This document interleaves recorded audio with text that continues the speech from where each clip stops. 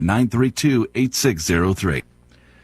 Police in China's capital are on high alert today. Security in Beijing is tight around Tiananmen Square as China marks 35 years since the bloody crackdown on pro-democracy protests that killed hundreds, if not thousands. Police checkpoints and rows of police vehicles were seen along major roads, while hundreds of tourists lined the streets leading to gates to enter Tiananmen Square and the Forbidden City. China has long quashed any memory of the killings. An estimated 180,000 troops and armed police had rolled in with tanks and armoured vehicles and fired into crowds as they pushed toward Tiananmen Square. The death toll remains unknown to this day. I'm Charles Tiladesma. Prime Minister Narendra Modi's coalition leading in a majority of seats in India's general election. That's according to the early figures, but it faces a stronger challenge than expected from the opposition. News and analysis at townhall.com. House Republicans on Monday advanced legislation designed to punish the International Criminal Court after its top prosecutor recommended war crimes charges against Israeli leaders amid their fight with Hamas. The House Rules Committee voted 9-3 to send to the floor the legislation slapping sanctions on ICC officials. The full House is poised to pass the bill later this week and send it to the Senate, where it's expected to be ignored by the Democratic leaders who control the other chamber. The bill was designed to be bipartisan, as congressional leaders in both parties have sought to demonstrate Washington's support for Israel in the wake of Hamas's October 7th terrorist attacks. The White House, however, threw a wrench in those plans last week, announcing that the administration is not in favor of sanctioning the global court. The bill is expected to clear the House easily, with support from virtually all Republicans as well as several staunch pro-Israel Democrats. But because the White House rejected the plan, most Democrats are expected to vote against the measure when it hits the floor later in the week. Bernie Bennett in Washington. Dow futures are down 120 points. More on these stories at townhall.com.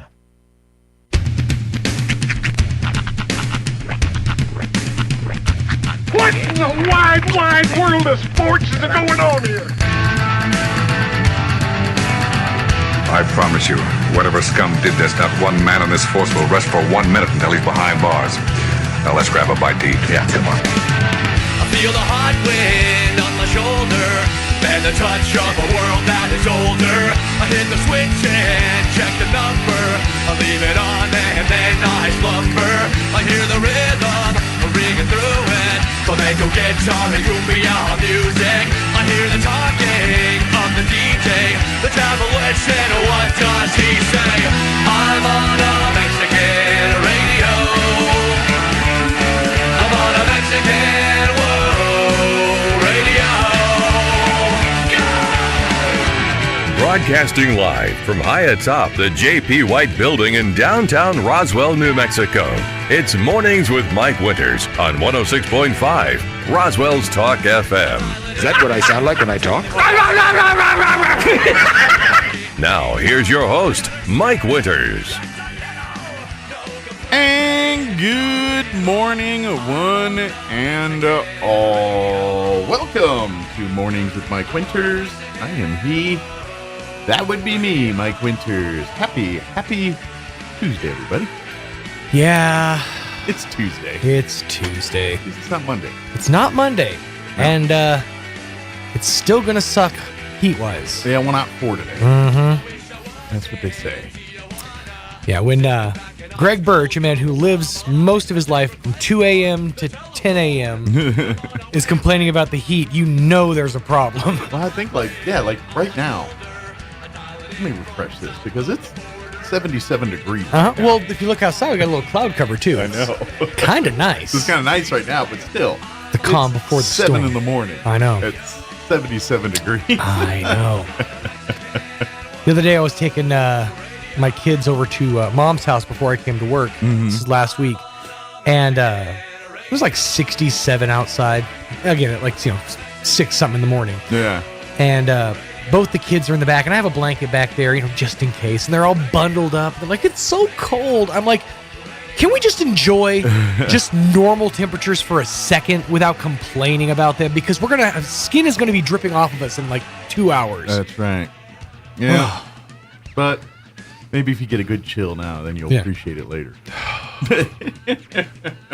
Well, it is going to be a hot one, but happy Tuesday nonetheless. And the repercussions from the heat are So I had my door. Hold on real quick. We're into that. Go ahead. Today is election day. Yes, it is. Absolutely. So please, if you have not early voted, make sure you vote. It's primary day. So Yes. if you're a Republican, you'll get the Republican ballot. If you're a Democrat, you'll get the Democrat ballot. If you're a Democrat, just go and stay home. It's fine. Yeah, There's to be really honest, not there's a lot probably to not a couple things to vote on, but probably not a whole lot there. But Yes, please go vote. There, you can vote at any one of the voting convenience centers Yes. here in Roswell, Dexter, or Hagerman, if you happen to I be in believe the the area. polls opened about 8 minutes ago. Yep, So at 7 o'clock, close at 7 this evening. Yeah. Let's blow out the numbers this year. Cause, I heard, and this was like midweek last week. They had said that the early voting numbers were low, like 5% or something. And Yeah. that was around midweek. I'm sure it ticked up a bit over the weekend because we are officially the land of mañana people. And even Saturday our early was, voters were like, well, we're going to push it to the last second. That's what I did Yeah, I Saturday. know. I voted Saturday. And I know. and but today is the day. No more procrastination. That's right. Get out there and vote. And you're not early voting, you're just voting. Well, and that's the thing. Educate yourself. If That's you right. don't know who you vote for, do some research before you get into the voting booth there. Or spend like 5 minutes listening to one of our commercial breaks. That'll tell you pretty much everything you need to know. Or not. I don't know. Well, I know I can get a great car at a low price. It'll be salacious listening in one way or another. Yeah. So, but Indeed. But definitely get out and vote. Yes. So now, sorry, I didn't mean to No, interrupt. not at all. So I've been dealing with whoever installed my front and also back doors did it backwards. You put the back door on the front door? No, it opens outwards. Oh, okay. So because of that, I can't put a screen door on my front door. Yes. So I have to come up with new and creative ways to block the door so as to not let my cat out. You could do it. I figured out a way. Oh. My cat's a little older. He doesn't jump a lot. I have a big box that my TV came in. So I slid the box in front of the door. About that much space, at the top was able to kind of bring some air through. And I was watching, keeping my eyes out. He was like, looking around. But, and this is where I become the sad sullen lover. He didn't come to bed last night. Normally, he'll come and lay down next to me. And as soon as I even slightly hint that I'm awake, he's like, oh, it's time to eat now. And so he'll get up with me and, meow talk me to the bowl so I can feed him. He wasn't there this morning. And I kind of walked around the house, looked around, shook the bag. Usually that'll, let me know. Stir him up. The last couple of times he's gotten out, if I just open the door, shake the bag a little bit, comes right back in. Nothing this time. Uh-oh. I looked all over the house, all around my house, drove all over the park that I live in, and nothing. No? No, and I had to come to work, so it's like, well... The cat is on its own right now. There are still a couple of places in the house that I didn't check. Okay. So, but usually he comes when there's food. Sure. Maybe he just wasn't hungry. I don't know. Not sick or nothing, right? I'm hoping. I'm gonna go home will do that, at too. lunch and do a thorough look around for all his crawl space. He's got a few hiding spots that he likes. Okay. So I have an idea for your door. Okay. So you say your door, the back door goes out, right? Well, they both do. Yeah.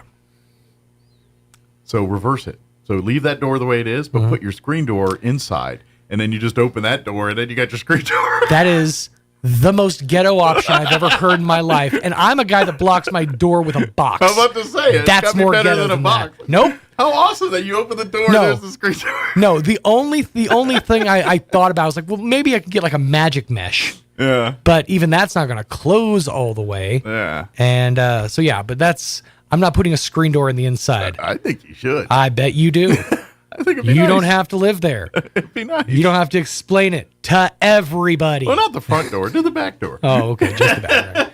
Right. That's helpful. Or just fix the door. Well, eventually, Rehang it. I'm not. so it's the I'm other not. way. I'm not pulling down carpentry money right now. Get your wrestling buddies and some pizza. You highly overestimate the abilities of the people that I invite over to watch wrestling. Okay? They know they're good at gimmicking stuff. They could gimmick a door. It's for me, you. Roy, and a dude that works at an Allsup. So I'm just saying, I ain't working with All right, that's certified contractors. That's 3 brains. You can MacGyver a door. That's a lot of ingenuity. So yeah. Well, hopefully the cat is at I'm assuming he's also very lazy. So I'm assuming if he left, he didn't go far. He'll be back when he's hungry. Yeah, that's what I'm hoping. You come home for lunch today and he's waiting for a meal, hollering at you. Hanging out at the door. Yeah, hopefully. Fingers crossed. We do have a full slate for you Yes. for today's show. Here in this hour, in just a few minutes, we're going to have Doug Weiser join us from the Walker Aviation Museum, give an update what's happening over there. Of course, did you see the thing in the news? Of course, they had the air show at Holloman over this past weekend. Yep. And the Thunderbirds were in town. And I guess one of the locals there in Alamogordo got a joyride with in a Thunderbird, Nice. in an F-16 with one of the Thunderbirds. And Do you think that's like... it's pretty cool. Well, I mean, if you're a Thunderbird pilot, you already kind of have a little bit of a lure to you. But do you think that's like how they pick up chicks? They like do a slow and low by, and they're like, we'll be back around to pick you up in a little bit. Well, in all fairness, by the time they're Thunderbird or Blue Angel pilots, they're probably pretty well established in their jockdom. Sure. So by the time they get to be a Thunderbird, they're probably already married and have kids, and you know. No, I'm aware of all that. Well, what I'm saying is they pulled the Tom Cruise, you lost that love and feeling stuff earlier in their career. Yeah. They did the fireman's carry of their their best girl out of the tavern. Yes. But yeah, I mean that's the pro move, 'cause if you really want to like be the epitome of cool, yeah, you could drive a Corvette or fly a fighter jet. Based on my personal experience in the military, pilots are a different breed, especially fighter pilots. And I worked 117s, so you had. Most of those guys came off of fighters, but not all of them. One or two of them did come off of like C-130s or cargo planes or bombers, and so you can tell the difference between the guys that fly the big planes versus the fighter jocks. They just and they all have their own language. Like of they course. talk a certain ways, and like it's a whole thing. But anyway, me thinks by the time they get to be Thunderbirds, that shine is felt kind of probably, but off that a little bit. You also don't mind. I mean, it's always good. It's always cool to look cool in front of in front of the ladies. By the way, there is way safer ways to get women. Learn the guitar. Yeah. But I mean, just saying. Adrenaline junkies figure it out in other ways. You can't tell me that Evel Knievel didn't drop that in like what he did for a living at a bar at some point. I'm sure that's how they started. It is an interesting proposition. Hey, baby, I jump buses for a living. All right. So we'll see me throw a football over that mountain range. I almost died jumping to Caesar's Fountain. I just realized outside of his Evel Knieveldom, Evel Knievel was probably Uncle Rico. He was just like sitting around talking about his accolades. Actually, cutting up thin steaks. Actually, I've watched some documentaries about him. Yeah. He's kind of a jerk. I've seen a few things. Yeah, he's kind of he's kind of full of himself. Womanizer and some other issues. There was I think it was 1976 or 77. He's like, that's it, I'm done. Yeah.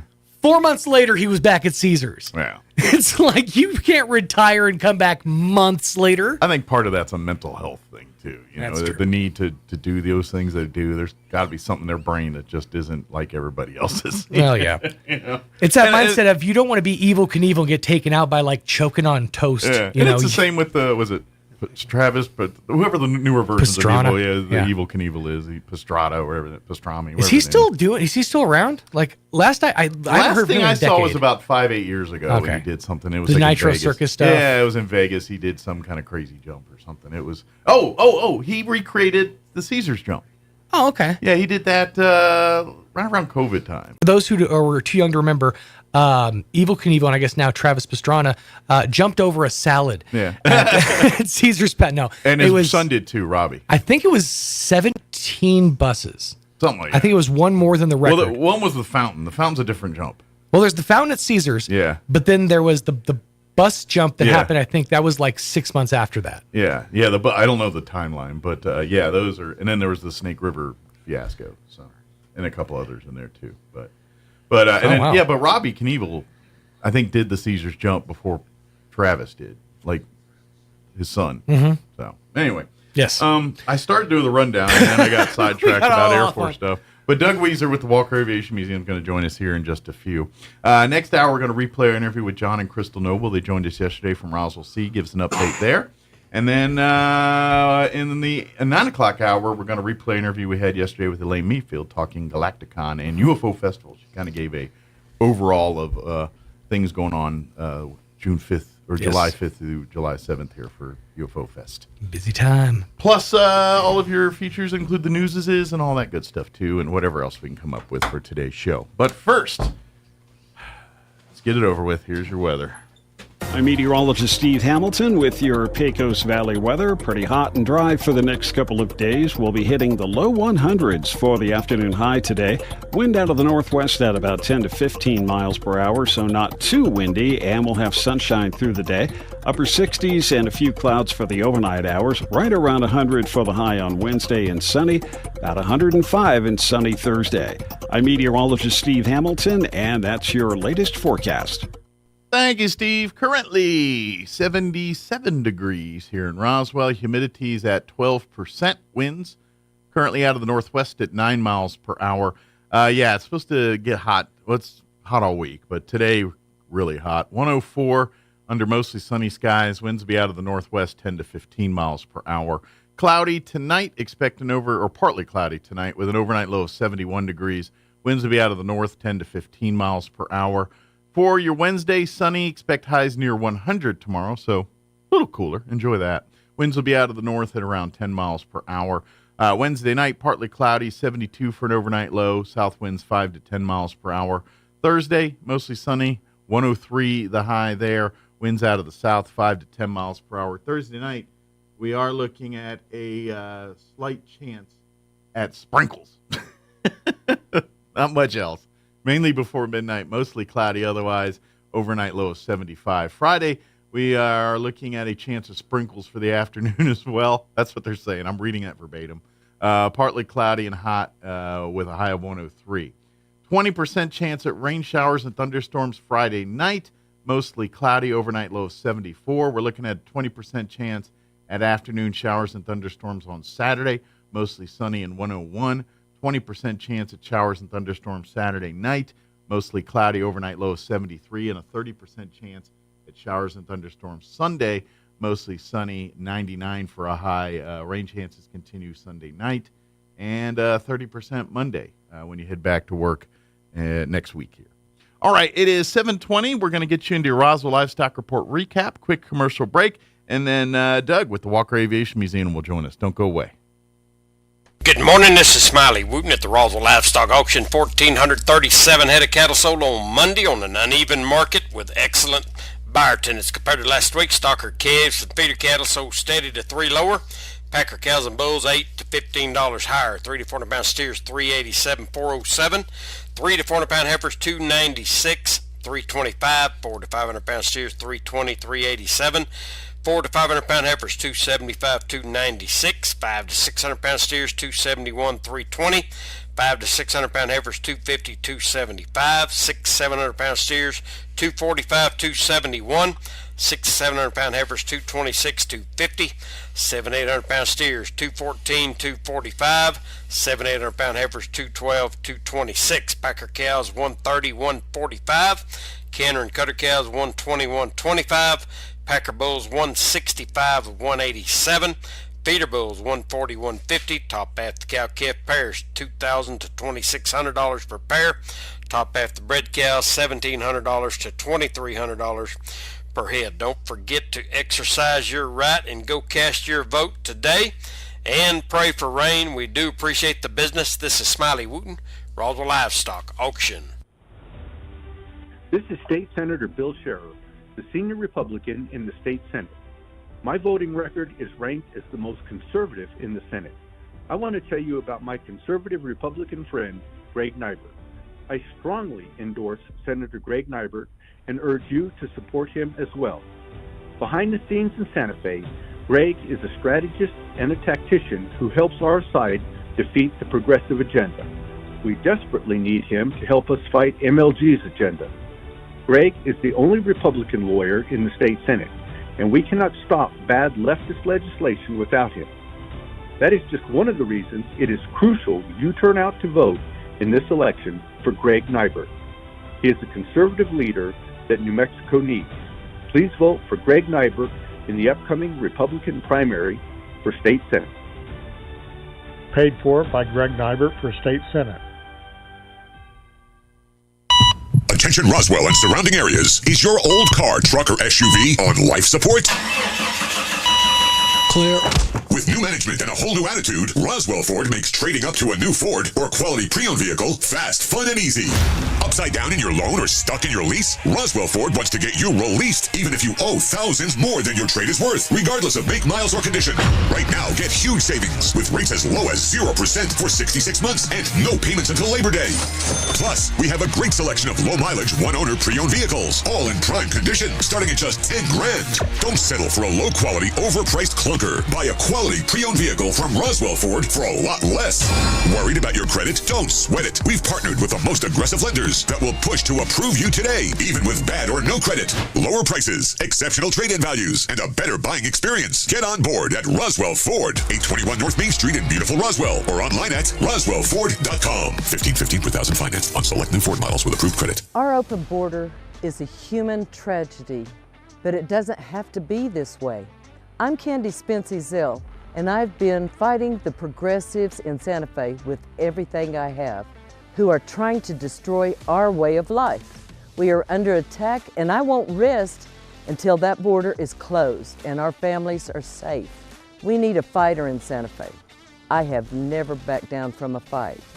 Paid for by Candy Spence-Ezell for State Senate, District 32. Every person listening to this ad right now will agree we as a nation are facing an uncertain future. We're at a crossroads. The status quo has failed us. We've got to fight. We've got to take back what we have lost. With your vote, you can join this fight. We can no longer squander our vote and our voice as if we're voting in a high school popularity contest. Nor can we continue electing self-serving politicians that claim to fight for you while making backroom deals that have facilitated the erosion of your liberties while destroying our livelihoods. My association with various different grassroots organizations, patriot groups, and activists has led to statewide citizen participation efforts to initiate grand jury investigations and the referendum of historically egregious laws. Similar efforts are being planned. These efforts will continue far into the future. We have within our reach the tools and weapons we need to end this tyranny and stop the assault on our faith, our liberties, and our way of life. We have the God-given authority to take back what we have lost. If you vote for Larry Marker, you're not voting for me, you're voting for we. Paid for by the committee to elect Larry Marker. Here's a Mornings with Mike Winters fun fact. Linen can absorb up to 20 times its weight in moisture before it feels damp. Now, you don't have to get up in the middle of the night to go to the bathroom anymore. Here's Mike Winters. And good morning. It is 7:25, and joining us in studio this morning from the Walker Aviation Museum, Doug Weiser back with us. Good morning, Doug. Good morning, Mike. How you doing, Doug? I'm good. Good. Doing well, thank you. Excellent. Of course, I don't know, right before on there we started to talk about it, and I got sidetracked. But, of course, Alamogordo, they had their big air show this week. I don't know if you saw the story on the news about the local resident that got got to ride in the Thunderbirds there. Yes. I heard about that. And that was great. Yeah. Air shows are great. Oh yeah, those are such cool, and we're pretty blessed to be within 2 hours relatively of one of these cool air shows. So if you missed this year's, I definitely put it on your radar for next year. Yeah, I've never been to Holloman's, but I've been to Holloman's. I've been to a few others. And, I've even worked them in my military days. Yeah, but they're a lot of fun. But the one here used to be pretty good, and they have a number of different ones everywhere. I remember going to we had a mini air shows right around the time when General Walker's son was around 2015, 2016 time frame. Mm-hmm. And when he was kind of funding and working on his project to try to find his dad's plane. Correct. And General, who's the base is named after, for folks who are not familiar with here. But we had a little air show around that time, and I think Holloman brought a drone down. I think Kirtland brought a C-130, or Cannon did. They did. We had the Elvis plane out and an Elvis singer, and had a few other cool aircraft out there, too. I think there was a big Saudi Arabian 747 that happened to be getting work done or something at the time. They did. Yeah, so it was pretty cool. So, but I think that's the last one we've seen here in Roswell. It was about It was good 9 for years. Roswell. Yeah. I mean, those air shows were good and everything like that. Who knows? Maybe in the future, when especially with Reno Air Races come in, they do their stuff. We might be seeing those kind of air shows here again. So. Well, hopefully. And I was thinking on the way over here, I was thinking, we probably wouldn't have a Reno Air Show or have a national here this next year if it weren't for Walker. And you're absolutely correct. The reason that airport there and the whole air center and the college for that matter is because that was Roswell Army Airfield. It was later on Walker Air Force. Phenomenal. And they looked at the runways, they looked at the facilities out there. Obviously, they're concerned about things like lodging. Mm-hmm. I mean, I just had Mike stop by the office the other day and said, it's going to bring, his figure was 80,000 people. Mm-hmm. And then you're wondering, well, wait a minute. Logistically, how does 80,000 people fit into a town of 50,000? We'll catch up too. And I know they're going to, right now, especially for this first one, incorporating our neighbors to the south and north here, Artesia, Eddy County, getting involved, Lincoln County a little bit here. And, but yeah, and to an extent, too, a lot of these folks are camper types. They'll go into the RV parks and so not all of them will stay in hotel rooms. Some of them will. So we'll need some more RV parks and stuff too, and which I know some of those are in the works. And we had a lot of that going on with the Hike It, Spike It. Yeah, because people would come in, and these are all good logistical problems to have. Yes. It's about growth and everything. But I would even say this is a great opportunity for the museum as well. I mean, like you said. Without what happened here in Walker Air Force Base and the World War II and our Cold War, history here, yes, we would not be having Reno Air Races, but there would be so much we wouldn't be having. No. We talk about air sail. We talk about just all of that. And for folks who don't know, even to this day, one of the largest runways in the world sitting right here in Roswell, New Mexico. Even though it's a long defunct Air Force base. Yeah. It is, and to this day, they still have pilots that come and train. I think there's also something about with pilots, even commercial, like there's some kind of certification on a type of runway landing they have to have. Well, and so they get that certification here because that's one of the few places they could do it. They do their touch and goes. Yeah. They got to do their touch and goes here because of the runway. And if I'm not mistaken, I think the runway is the longest. I don't know about the deepest outside of Guam. Wow. Because of the B-52s and things like that. Yeah, they eat up a lot of real estate when they go up and down. They do. So they have. We used to have Japanese airlines. Lufthansa used to come in and do touch and goes. I think they still do different things that they come over and do. But it's been good for walkers. It's been good for the museum. Yeah. And I mean, how many airports? Another thing I was thinking about: how many airports have a museum? Exactly. Walker, it's about the legacy of Roswell, absolutely, the history of Roswell, and it's got a lot of different things for people that are interested in aviation, absolutely, interested in any kind of career in aviation. For folks that aren't familiar, maybe you're new to the area, not sure familiar, but Walker Air Force Base, first during World War II, was Roswell Army Airfield. It was a training base.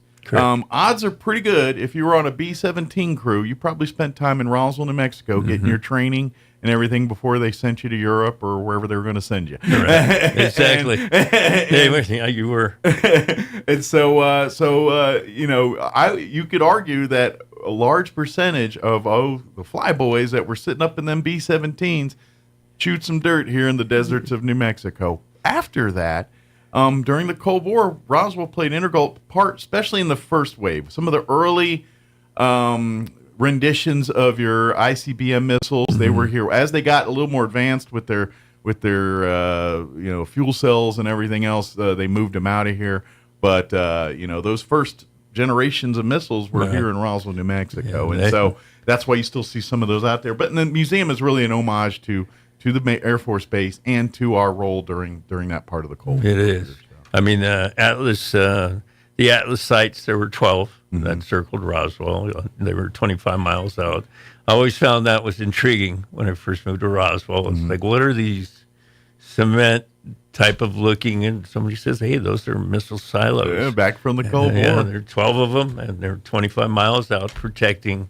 And every once in a while, because some of them are privately owned now and some, but I think every once in a while, if you know the right people, you can get down in one of those and take a look. Yeah, I know individuals that's developed I've nice never been to these. There. I did get an opportunity a couple years ago in Tucson, not far from Davis-Monthan Air Force Base. There's a Titan missile silo, and it's actually it's got it's not a real missile, but it's got actually a missile in it, and it's got the door partially open, and so they had to get permission from the Russians to let them know and all this. So when they send their satellites over, they're like, hey, why is there a half-open missile door over here? Yeah. But it's that Titan, and it's pretty. That's the only time I've ever gotten a chance to climb down and see what life is like for those folks. It's interesting. It is very interesting. But our folks, maybe a little less advanced, but we're sitting in holes just like that out here in Roswell. Atlas was, they were one of the first. So, and being here in Roswell it's exciting that they had that going on, especially the SAC base. Absolutely. Very big part of the Cold War. Absolutely, yeah. The Roswell's role in service to his nation during that time was tip of the spear type stuff here, and so the museum really celebrates that. What's really cool now is especially as we're getting into the summer months here, you're gonna and Doug, this is something Doug will get to enjoy, and folks, if you come out and hang out too, and other docents that typically during the summer months, this is where you get families that maybe they had grandparents or parents that served at Walker or Roswell Army Airfield in some way, shape, or form. And so they're coming to kind of see, reminisce. Maybe they're bringing the relative with them. Maybe their relatives passed. And sometimes they're bringing memorabilia. And that's the cool part is over the years, there's been like the baseball, the the Walker baseball leagues and stuff where, they've got the uniforms and jackets from some of the ball teams and just the life on Walker, which is the cool part. It's not all about uniforms and bombs and guns and everything. It's also about what families did at Walker Air Force Base when they're serving in the military and the life of it, and they come and they tell their stories about places they used to go to, restaurants they frequent in, or things they did here, and so. That's almost as cool as the actual stuff in the museum itself is to get the visits. In summertime, it happens a little bit heavier just because people are on vacation. Oh, you do. People wander in, and they get off the plane. Of course, we're there in the morning with the flight and different things like that. But they wander in and say, "Hey, I had a relative that was actually stationed here." They told me stories about being here in Roswell during the operations of Walker Air Force Base, and it brings back a lot of memories to people. And when they do come to Roswell, and they come to Roswell for various reasons, and you're right about the surrounding communities being very supportive of what we do here.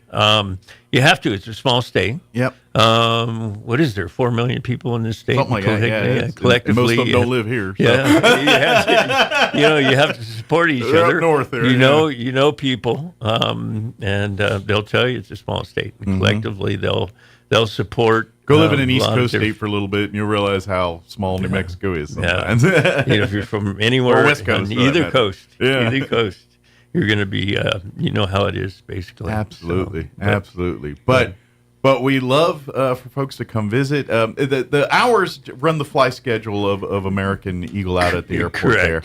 Generally, if you come during the week around lunchtime, you can always guarantee that the museum will be open, and you're more than welcome to come in and take a gander and things. I know we, for visitors, we love to have visitors and things, but for we do.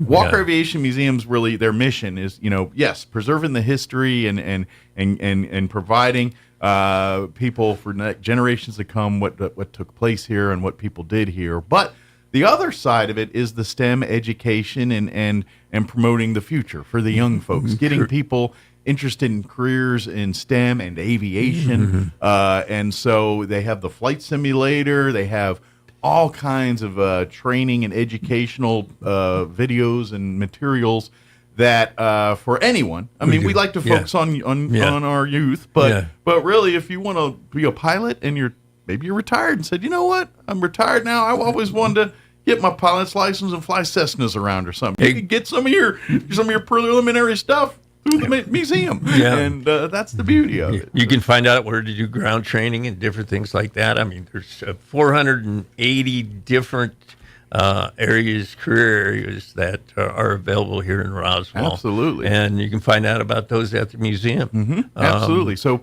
and you guys love working with like youth groups and things. So if anybody's listening, you got a church group or a ball club or a scouting or some kind of organization for youth, and you're looking for something for the group, I invite you to give the museum a call or come by and set something up here. I know you and of course Robert and all the staff go jump through hoops. Bob, Allie, jump through hoops to give them an awesome experience to these youth and adults too.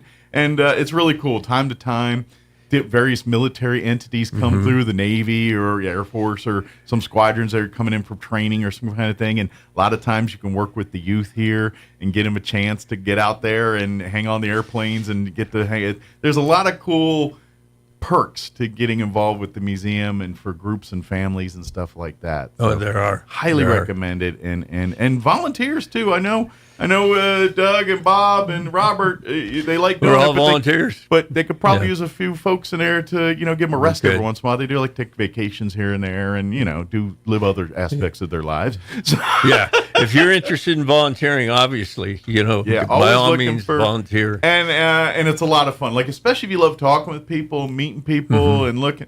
Because really, you're just telling stories and hearing stories all day. That's really what it's a lot of that. And because it's a museum. People see things. They see a book or they see a article of clothing, and it evokes thoughts, memories, and the next thing you know, you spend an hour talking about life and times at Roswell Army Airfield or Walker Air Force Base. You do.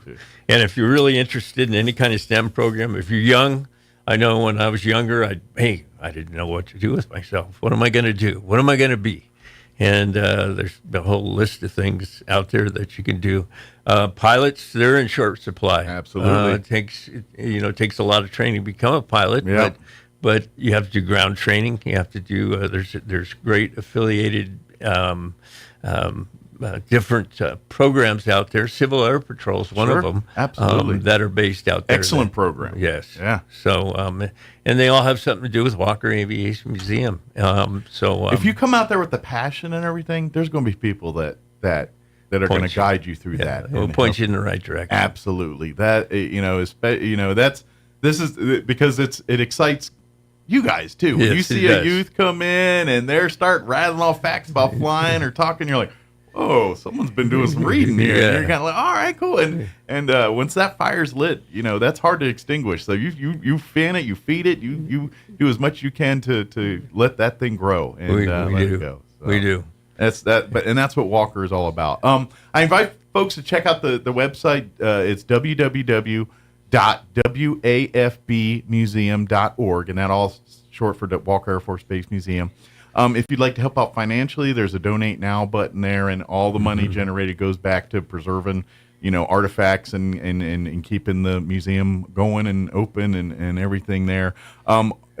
Volunteers, as we mentioned, not only do we need docents, but they're always looking for people to serve on the board as well too. I know you got some amazing volunteers, but always could use a few more as people do retire, and we lost one just about a year ago here, and so we do need some fresh faces to kind of come in and share their ideas and preserve for the next generation here. We do. Too. So always, absolutely. But come visit, come walk, come to the museum. Come today during lunch. Go have a burrito out at the airport. And go check out the museum and really see what's. Because maybe a lot of times you've been there, maybe walked by, maybe look, but it really look. Yes. Now get in there and take a few minutes and look, and trust me, do what many people that have been flying in and out of town just spend a few minutes, learn about our community. You can do it here as a local too. Yeah. Come be a part of it. Come volunteer and certainly get this summer. Get some. If you've got church groups or youth groups, and call the museum. Get a hold of the museum. They would love to host your group and have you come in and get a few kids excited about aviation industry and STEM and all that. Yeah. And I know you guys, you show all the STEM, not just aviation stuff. No. Like if you're looking for engineering, oil field, those type of careers, there's information through Walker Aviation Museum on those types of careers as well, too. So it's not all about wings and rotors. And everything, besides aviation mechanics, we have car mechanics. We have this, it's all electronics. STEM. It's all STEM. Some translates. It's like, I mean, I'm not saying you can fix an airplane engine in a car engine, but there's going to be a lot of things that translate in the principles. There's and everything. medical fields and different things like that have to do with aviation as well. Absolutely, yeah. One of my best friends growing up, he was a medevac guy, and he was up on those. Actually, he was on 141s back when they had those in the day, and he used to do on that. All necessary. That's right, and all attractive, and they need people. Absolutely. There's civilian, military, all of the above, and they do. My own personal experience, military. I will always, if people want to, are gravitating towards military made, definitely help me who I am today. Oh yeah. It's a good thing for a lot of people, and trust me, if I'm a little partial to Air Force because that's what I would, but. Any of the branches, and by the way, all the branches have aviation involved with it. They do. I was like, let me double check, but even the Marines, they've got Navy airplanes and helicopters. Navy obviously does. Army, they've got helicopters and not so many aircraft, but a few helicopters and things. And obviously, Air Force. My father was in the Marine Air Corps. Yeah. So it's. There was this when I was in. This is back when we were bombing Kosovo and. In Italy or in Yugoslavia back in, was it 99, 2000? Yeah, in the 90s. Yeah. And we were all stationed at Aviano, Italy. They set us all up there, but we were in a tent city. And just a couple tents down was all the Marine, not mechanics, not the aviators. Right. And they had a squadron of A6s that they were, at the time, that they were maintaining and stuff. We were... but that was a multi-force because we had Canadian F-18s hanging out over there. You had a lot of different. Yeah, there was and of course everything we were 117 guys. They kept us separate. We had to have the hardened shelters and stealth. F-117s are a little diva. They are. The other aircraft. They're a little more protected. They're a little more diva than the other aircraft, but. F-16s, I'll just park them on the tarmac out here, F-17. No, we got to put it in a hangar. We got to read it a story before we put it to bed. The whole thing. It's a little more finicky.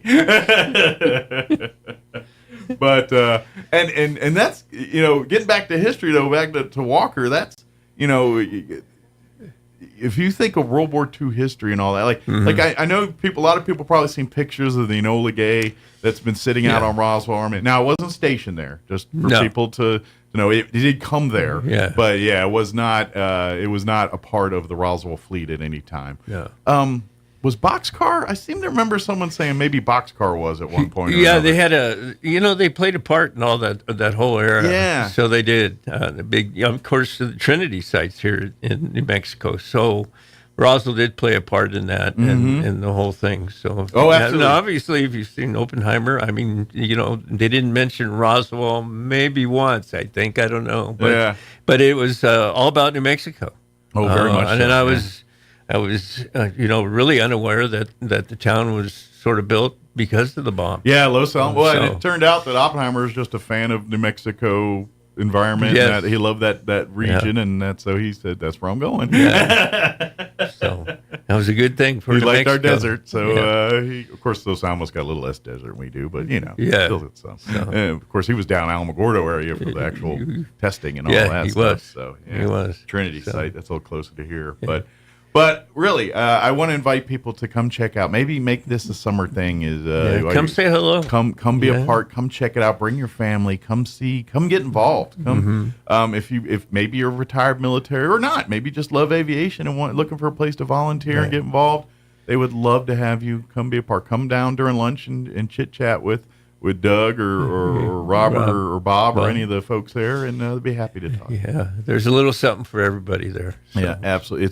And if you love and to be honest, there's perks. Like if you love history and love seeing artifacts, being a volunteer, you get to see things that maybe the public doesn't see all the time. That's definitely part of that too. You do. Artifacts and things and help it grow. This is what we, with the Reno air races, I got a feeling this is an opportunity for Walker too to kind of, maybe with the air show, Walker getting involved, we can get maybe a few military aircraft to go in to be a part of the Reno stuff, and we can get Holloman to send a few drones or 16s down here, and who knows, maybe we get a few A-10s from Arizona to hang out here. I think everybody will be involved. I really do. Absolutely. It's really cool. WAFBmuseum.org is the website. Go there. You can, if you'd like to donate, that's a great way to do that. If you have any questions about anything, like you can watch all the educational videos and things we were talking about. There's links on the website to that. So if you want to kind of explain it more, definitely please come in for that. But if you just want to, you're at home one night, want to check out some videos, by all means, get there and check that out there. So. Is there anything, Doug, we wanted to mention that we just spaced on or skipped or got No, I sidetracked think we covered a lot of bases there. Did I you? mean, from Sometimes the I get Reno Air Show, sidetracked, the so. STEM program, the youth groups, inviting the youth groups to come out. That's a big part of what we do out there, and the history and the legacy of Roswell. We have such a cool gem right there at the airport, and I don't think Roswell realizes how cool that thing is. So come see it, come check it out. I know we have our museum days, which I think they got another one of those coming up here this year. We do.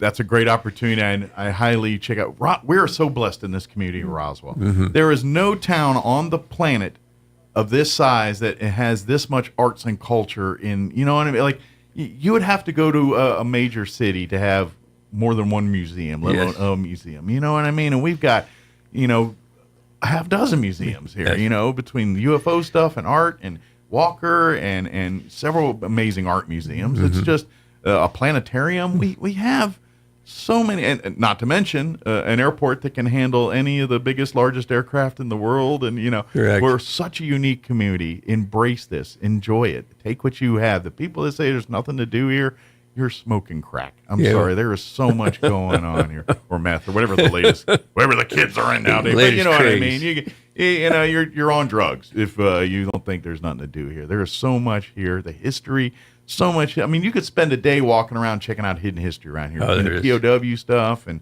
just native history to everything. It's just so much out here. And Walker Aviation Museum is just one layer of that that folks need to check out and see.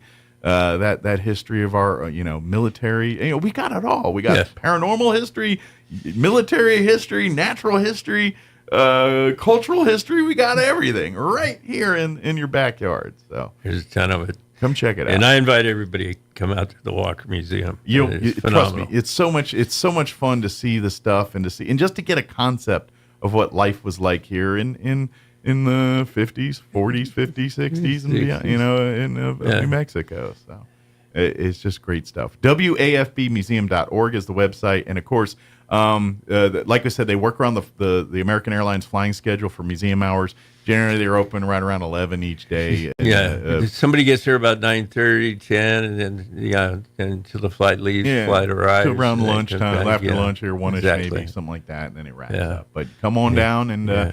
come check it out, and you can go to AA.com if you want to see their flight schedule, and you kind of book a flight too if you want to get it. That way you can, if you're going to fly out. It sure is convenient when you leave out of Roswell instead of going out of Albuquerque or El Paso or Hobbs or someone else. Most definitely. Yeah. So. Most definitely. Well, thank you, Doug. As always, appreciate it. Thank you, Mike. We'll see you. Stay cool today. I know that's easier said than done. I will. Is the air conditioning working well over at the airport? Yeah. Well, thank God for small miracles. Seems to be today. Yeah. Good. Knock on wood. That's right. Well, thank you, Doug. We'll see you next time. Okay. Thank you, Mike. All right, 7:51. Let's pause for news and a quick commercial break. Don't go away. Not quick. I'm lying. It's a commercial break. Now, your Pecos Valley News Update. I'm Jared Sorello. The New Mexico Department of Transportation, in cooperation with BNSF Railroad, will make railroad crossing repairs on US 62-180 Green Street between milepost 35 and milepost 36. That work will be ongoing from Wednesday to Thursday. Drivers can expect single-lane closures in both east and westbound lanes throughout the duration of the project and the working hours. As always, you are advised to use caution, observe all the signs, and slow down. An arrest in Roswell in a murder case. RPD says 38-year-old Roman Hernandez is charged with voluntary manslaughter and other crimes for the killing of his roommate, whose name has not been released by authorities. Police said the victim may have been using several aliases. The ordeal took place in the 800 block of North Washington Avenue on Friday. Hernandez himself called 911. However, officers say they found the victim in the kitchen. Police say the evidence shows Hernandez tampered with the crime scene and allegedly tried to hide the gun. You're up to date. I'm Jared Sorello. Type your address into Google right now. And don't be surprised if photos of the outside and inside of your home are online for everyone in the world to see. I'm Kim Commando for Oracle Cloud Infrastructure. Accelerate your AI workload today. Take a free test drive at oracle.com/Kim. When selling your home, you want buyers to see the best features, from that cozy living room to shiny new appliances. So you post photos on listing sites like Zillow, Redfin, and Realtor.com. But what happens when the house is sold? Those pics stay online. And for criminals, it's an easy way to case your home. These pics can reveal a lot, like the best entry points or where your security cams are located. You can take those listing pictures down. The first thing you need to do, though, is to claim your home on sites like Zillow, Redfin, and Realtor.com. Confirm you own the house, and then request to have the pictures removed. Oh, one more thing. If you're selling your home, keep personal info out of the photos and do not show where the alarm keypads are located. Just days left to win a brand new iPhone. Enter now at winfromkim.com. AI might be the most important new computer technology ever. It's storming every industry, and literally billions of dollars are being invested. So buckle up. The problem is that AI needs a lot of speed and processing power. So how do you compete without costs spiraling out of control? It's time to upgrade to the next generation of the cloud. Oracle Cloud Infrastructure, or OCI. OCI is a single platform for your infrastructure, database, application development, and AI needs. OCI has 4 to 8 times the bandwidth of other clouds, offers one consistent price instead of variable regional pricing. And of course, nobody does data better than Oracle. So now you can train your AI models at twice the speed and less than half the cost of other clouds. If you want to do more and spend less like Uber, 8x8, and Databricks Mosaic, take a free test drive of OCI at oracle.com/Kim. That's oracle.com/Kim, oracle.com/Kim. With the Wall Street Business Report, I'm Bill Alexander. A technical issue caused the temporary halt in trading for dozens of stocks listed on the New York Stock Exchange Monday, including at least one whose price briefly fell nearly 100%. U.S. auto safety regulators have opened a probe into nearly 75,000 Nissan vehicles over reports of unintended deployments of side airbags. The National Highway Traffic Safety Administration probe covers 2015 model year Rogue Select vehicles.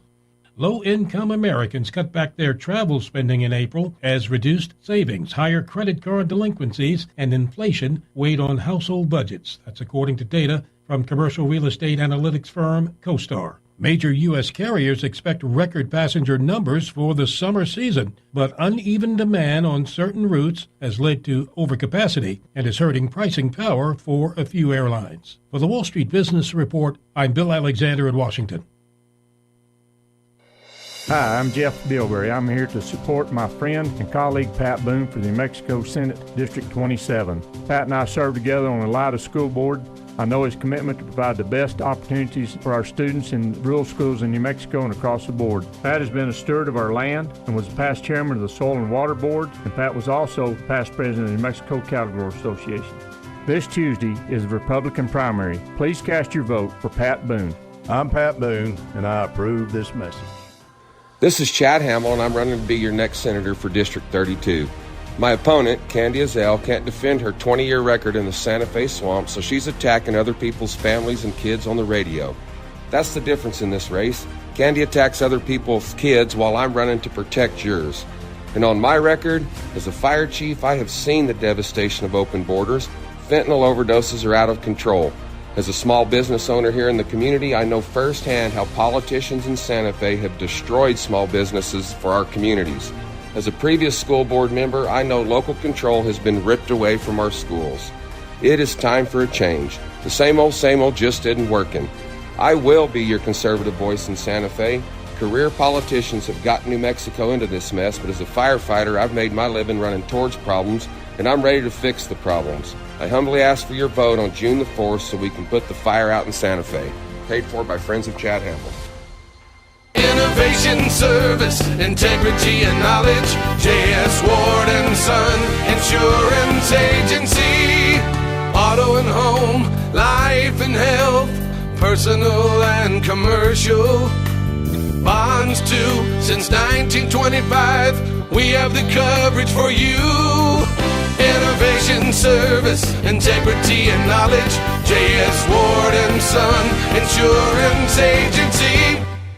Strong women need strong partners to help them lead their healthiest lives. At Artesia General Hospital, Dr. Scott Beard and nurse practitioner Lori Crockett deliver compassionate, holistic care to women at every age and stage. From routine checkups to diagnostic testing and specialty services like urogynecology, you can expect the most innovative, personalized care close to home. Learn more about women's services at Artesia General Hospital online at artesiageneral.com/women or by calling 575-736-8394. Many women's services are also offered in Carlsbad. This is State Senator Bill Sherrill, the senior Republican in the state Senate. My voting record is ranked as the most conservative in the Senate. I want to tell you about my conservative Republican friend, Greg Nybert. I strongly endorse Senator Greg Nybert and urge you to support him as well. Behind the scenes in Santa Fe, Greg is a strategist and a tactician who helps our side defeat the progressive agenda. We desperately need him to help us fight MLG's agenda. Greg is the only Republican lawyer in the state Senate, and we cannot stop bad leftist legislation without him. That is just one of the reasons it is crucial you turn out to vote in this election for Greg Nybert. He is the conservative leader that New Mexico needs. Please vote for Greg Nybert in the upcoming Republican primary for state Senate. Paid for by Greg Nybert for state Senate. On air and online, this is Roswell's home for talk radio, KEND Roswell.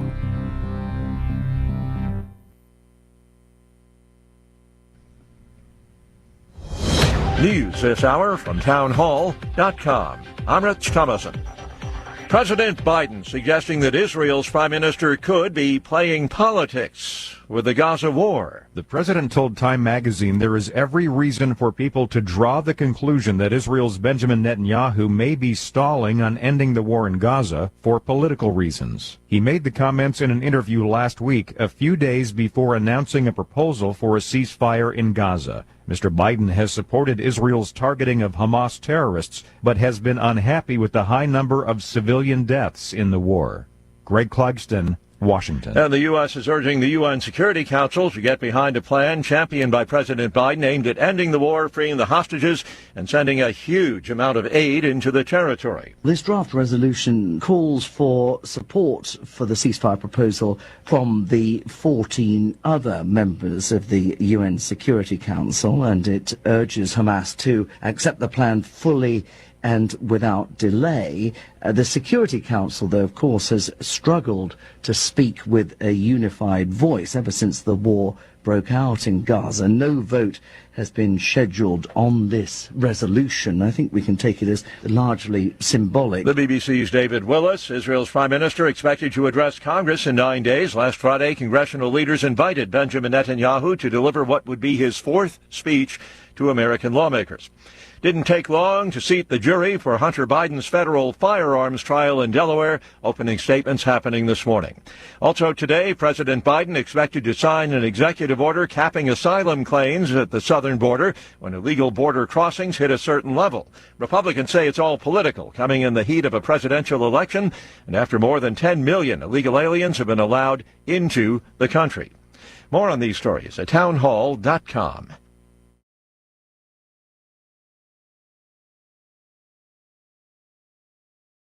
to test your blood sugar levels? No one does, but it's important to maintain your health. And now, by wearing a small remote device called a continuous glucose monitor, or CGM, you don't need to prick your fingers anymore. It's easy to use and helps you make more accurate diabetes treatment decisions. If you are testing your blood sugar 3 or more times daily, injecting insulin, or using an insulin pump, call the Diabetes Solution Center right now. And if you have Medicare or most major insurance coverage, you may be able to get a new CGM at little to no out-of-pocket cost. Shipping is free, and we'll even bill your insurance company for you. If you are testing your blood sugar 3 or more times daily, injecting insulin, or using an insulin pump, call the Diabetes Solution Center right now to learn how to end the painful finger sticks and get your own continuous glucose monitor, or CGM, at little to no out-of-pocket cost.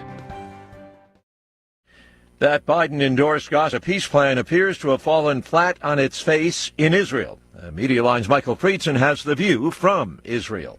U.S. Secretary of State Anthony Blinken has resumed pitching the latest proposals for a ceasefire in the Israel-Hamas war, apparently believing he would gain support from Israel's war cabinet by working around Prime Minister Netanyahu. After speaking to the remaining two leaders, Benny Gantz and Yoav Gallant, he learned the Israelis remain steadfast in popular agreement that there will be no ceasefire beyond that needed to repatriate hostages still held by the Iranian terrorist group. In the north, meanwhile, the terror group Hezbollah has stepped up its rocket fire into Israel, increasing the range and lethalness of its rockets. Lebanese rockets have triggered thousands of acres of fire on the Golan Heights. I'm Michael Friedson, Town Hall News, Jerusalem. And you can find news and analysis at themedialine.org and townhall.com. One of the most decorated offensive linemen in NFL history has died. The Dallas Cowboys announced the death of Hall of Fame offensive lineman Larry Allen. The team says Allen died suddenly while on vacation in Mexico with his family on Sunday. He was 52. Allen earned 6 All-Pro selections and 11 Pro Bowl nods in his 14-year NFL career and was a member of the Cowboys Super Bowl 30 winning team in 1996. He was a member of the Hall of Fame's all 1990s and all 2000s teams. Allen spent his first 12 seasons with Dallas and played his last 2 for the San Francisco 49ers. I'm Gethin Coolbaugh. Security in Beijing very tight around Tiananmen Square. It's the 35th anniversary of the bloody government crackdown on pro-democracy protests that killed hundreds, if not thousands. Police checkpoints and rows of police vehicles line the major roads. More on these stories at townhall.com. Hey everyone, this is Pat Boone and I'm running for New Mexico State Senate. I'm a straightforward guy, so instead of promising the moon, I'm going to tell you what I won't do. I, Pat Boone, won't say negative or underhanded things about my opponents to win this election. I won't bend to every idea to get your vote. I will be steadfast to my conservative ideals. I won't even send you a robocall because I know everybody hates them. I will ask you for your consideration. Pat Boone for New Mexico State Senate. Paid for by Pat Boone, Martin McKay, Treasurer. Hi, I'm Candy Spency-Zell, and I've spent my life farming and ranching here in southeastern New Mexico, like generations of my family before me. This is my home.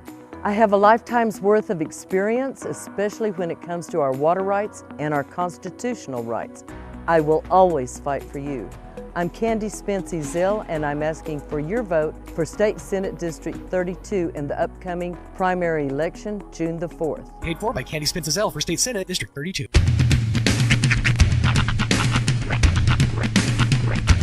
What in the wide world of sports is going on here? I promise you, whatever scum did this, not one man in this force will rest for 1 minute until he's behind bars. Now let's grab a bite to eat. Yeah, come on. I feel the hot wind on my shoulder and the touch of a world that is older. I hit the switch and check the number. I leave it on and then I slumber. I hear the rhythm ringing through it. Flamenco guitar and cumbia music. I hear the talking of the DJ. The tablet said, what does he say? I'm on a Mexican radio. On a Mexican world radio. Broadcasting live from high atop the J.P. White Building in downtown Roswell, New Mexico.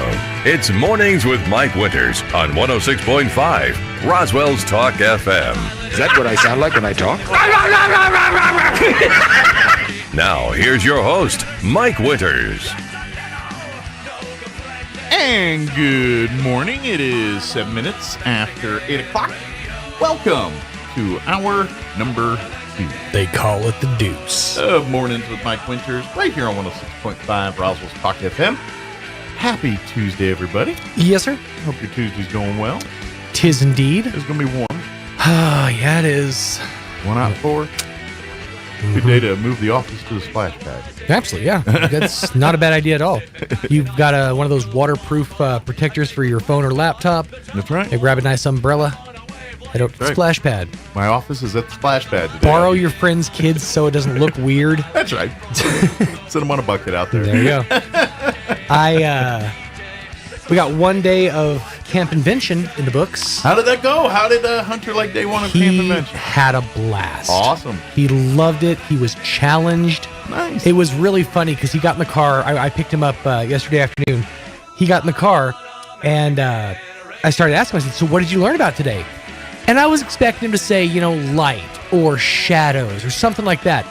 He hits me with this. I said, so what did you learn about today? He said, bioluminescence. All right. What? Bioluminescence? All right, son. Explain to your daddy what that means. He did too. I know He's already, like, but I want to make sure you know. He said it's what, and he was using different words than I'm using even because I can't remember exactly how he using said words it. bigger than I knew. He's like it's something that occurs within the sea, or when things create their own light. By a lot, it also happens with fireflies, things like that. So he's explaining that to me, and then he starts talking about how lightning is attracted to. He said shiny things, but I said it's metal, and he said it's because of ions. He said the lightning is attracted to the ions inside the metal, and that's draws the lightning to a lightning rod. That's 1 day. That's awesome. Maybe he could put Rhiannon's mind at ease. Because she doesn't like storms and all that stuff. Next thing you know, Hunter's like, just don't put any ion, Rhiannon, and you'll be safe. Right? He's gonna be the science mind that talks her down. That's right. Don't wear ion-related clothing. But yeah, he had a blast, and he's made a few new friends already. So good. That was great. It was a That's good time. all day 1. Day 2 is a whole new adventure. That's right. So cool. I'm glad he's having a good time. Me too. See what your kids are missing out on? That's right. You get to go to Camp Invention? Hey, Camp Invention 2025 is right around the corner. That's right. It's only a year away. That's right. Get signed up now. That's right. But I'm glad they're having a good time with that. Twas fun. Does he know it's untapped today, or did he preview? I don't know that any of us. I I'm not say sure. I didn't know if they tell him. I wasn't sure if they do each day do a different. Well, they've got module? 4 modules over the course of the week, so maybe they do. I wasn't 2 sure days on one. 2 if days. maybe they dip a toe in each one per day. Yeah, I'm not sure either. Or if it's each day is one specific module, and then Friday is like the showcase thing. Yeah, I know like that. Friday is the parent day and the kind of the I don't know if graduation's the right word, but but the showcase. Yeah, where they get to show off what they learned. So has he brought toys home yet, or is that later? He didn't bring anything home yet. Okay, today. I guess they got to finish the projects first. Yeah, but yeah, they'll have some projects to bring home, and he did bring a T-shirt home, show and tell, and all that good stuff. Got his shirt, and today he was very excited because today is cartoon day. We're like, well, it's way too hot for you to dress up in your Sonic Halloween costume, so we're just going to put a Sonic shirt on you and call it a day. That's probably he'll appreciate that later. I would think so. 104. When it's 1 out of 4, they'll appreciate it there. So I saw something on Facebook this morning, actually, and I think it's a great idea and something that probably needs more of a spotlight put on it. Okay. So somebody put a picture up, and I think it was in either Remembering Roswell or Ideas, Questions, and Concerns for Improving Roswell. All right. One of those pages. And it's a picture of the side of the Cobeans building. Okay. I think I saw the picture, but I didn't really read the mural and the Yeah. Cobeans on the side, talking about how the Cobean family was such an integral part of modern Roswell, what Roswell is now, and that we should get people to update or fix, get conservators in to to restore. Restore. Thank you. There's a word I couldn't think of. Restore the sign and make it more like a Monet. And so I wanted to put it out there. If there's local artists, I know Greg, he's got 1,000 jobs right now. But if you wanted to pick up like maybe you and a couple other local artists wanted to, restore the side of a building to its former glory. Well, if the Monet is right, then someone will do it. Oh yeah, that's true. Pony up that Monet, Roswell. That's right. But I think it's a great idea. There's so much focus being put on like making Roswell, downtown Roswell especially, a place for tourists to hang out, the nightlife and all that. But it's also sort of taking away from the history of what Roswell was, and that kind of that old world mentality. And the Cobain sign is it's such a great design. I think the right way to do it is a combination of both. Right? Mm-hmm. You embrace and celebrate the old by bringing in new at the same time. Yeah. Maybe throw some neon up there, but keeping an homage to its feel, Mm-hmm. what it is. And so it's a thing that you strive to work on. I know Main Street and other entities are a part of that. Mm-hmm. So, but I like that. I think it's a good idea, and preservation, a little bit of art/history right there, a little bit too. And so be in the bonnet logos and things to like all of our our local street artists. Taz, for example. Yeah. Think about it. We have a tag. I don't know if he's still around.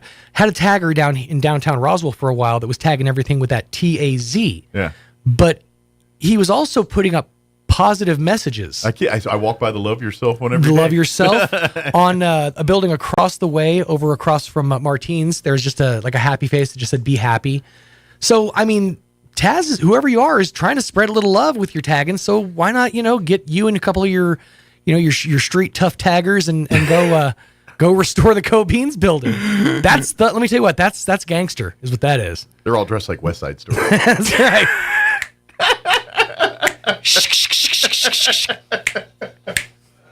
Down the wow, they're all choreographed.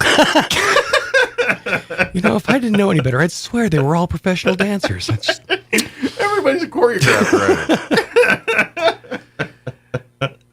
But yeah, I agree with that. Someone's Antonio checking on the chat. He said, "I just saw that too." Someone said it should be the building owner's decision if they want to restore it or put something new, which it makes sense. But that's true. If you own the building, you're the one who gets to say on what happens. But it's kind of like if you look up north, the Buds sign is still there, and partly because it's kind of a part of history, and the other part is it's sort of like load bearing. there's the electricity. We tear that down, we lose half the power grid. That's pretty much it. The electricity for the entire block resides on that one It's like sign. the leg lamp that hold it all together there to one thing. Greg checking in on the chat also. He said, yes, sir, I'm trying. I hope they hit me up. I just put it out there, just waiting. So. Oh, cool. Yeah. There you go. Well, I guess the onus is on the owner and what they want to do with it. And at the end of the day, owner onus. That's good. I like that. Onus for us.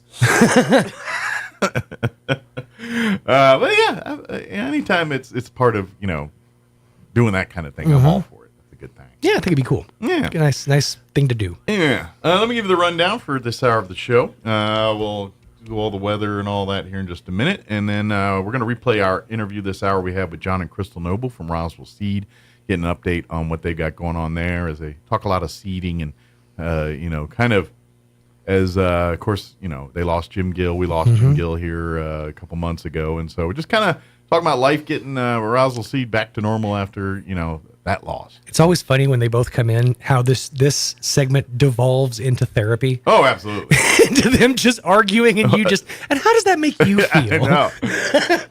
Well, yeah, Mary, because my wife gets here, it's the same thing. It's one of those, well, I can air it in public because you can't get mad at me. You can't get mad at me in public.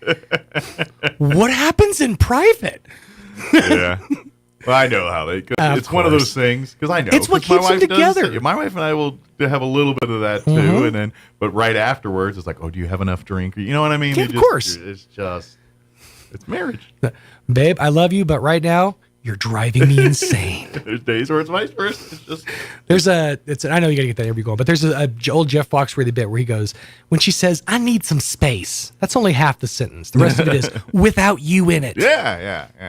That's the part. You see, you're the only one in the space right now. It's a hint. Get out of it.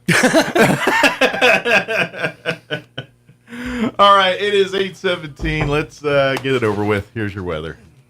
I'm meteorologist Steve Hamilton with your Pecos Valley weather. Pretty hot and dry for the next couple of days. We'll be hitting the low 100s for the afternoon high today. Wind out of the northwest at about 10 to 15 miles per hour, so not too windy, and we'll have sunshine through the day. Upper 60s and a few clouds for the overnight hours. Right around 100 for the high on Wednesday and sunny. About 105 and sunny Thursday. I'm meteorologist Steve Hamilton, and that's your latest forecast. Thank you, Steve. Currently 82 degrees here in Roswell. Humidity is at 11%.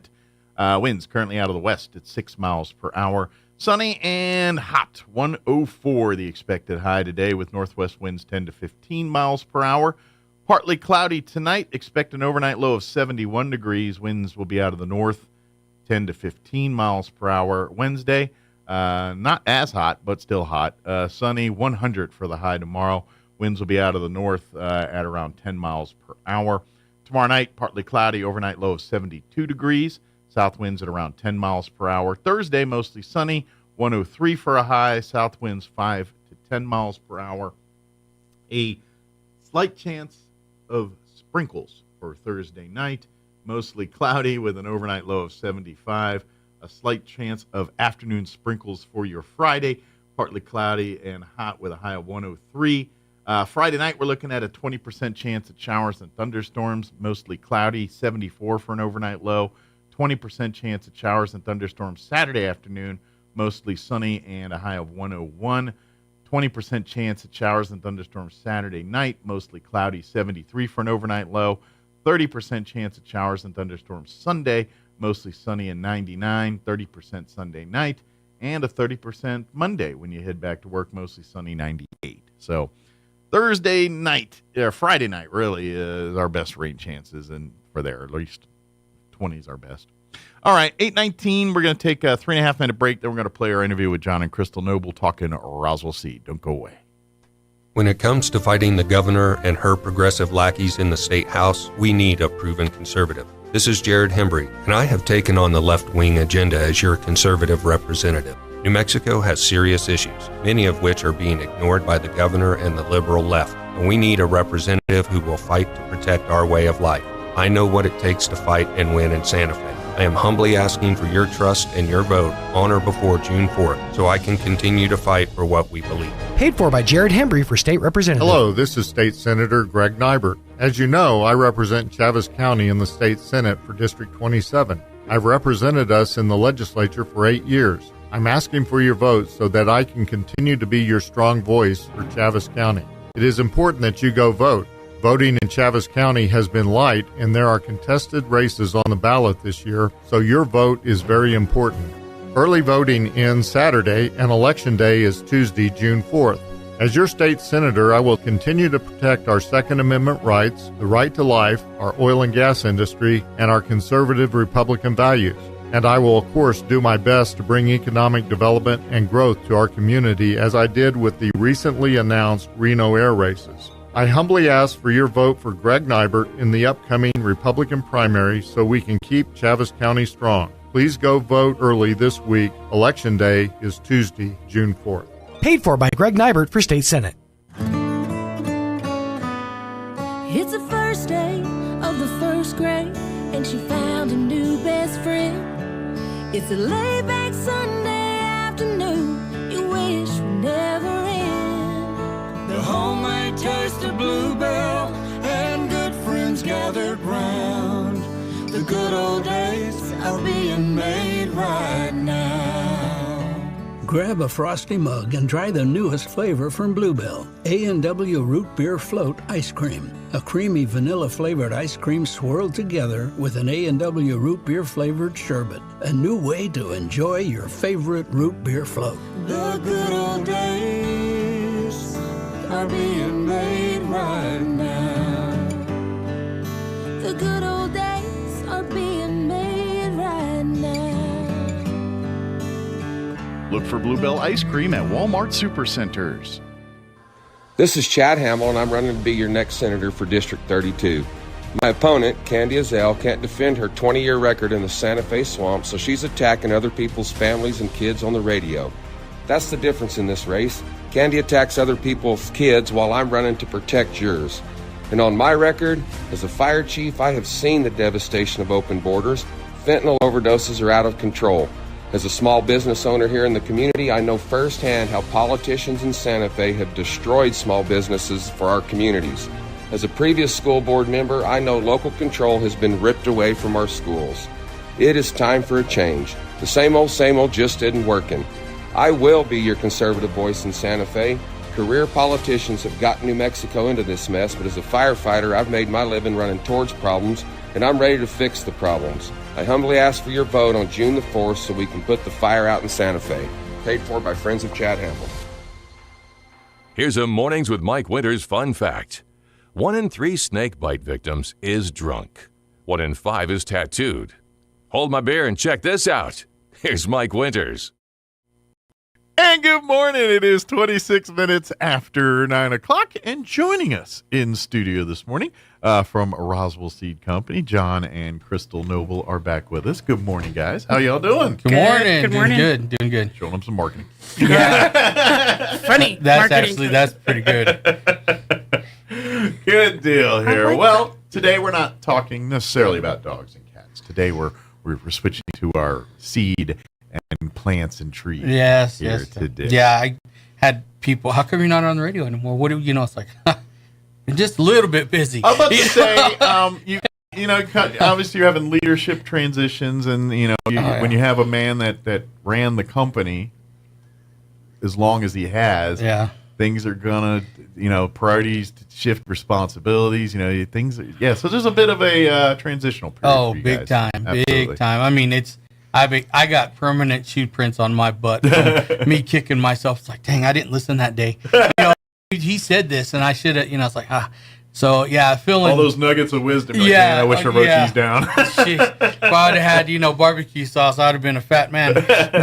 But it's just feeling monstrously huge shoes. There's no way I can't. I got to be real about it. So I'm just trying to do basically the best I can with what I can. Lot of reading. Well, the good news is, John and and the rest of your staff, they do have quite a bit of knowledge. So yes, what we lost with his passing, the Roswell Seeds have got you covered. We still have 100 it. years of research and data and information sitting in there. Might take us a little bit longer. Just the man who had the keys to find it all. Yeah, there's been some questions. I've had to call some people, made some really good friends now out there.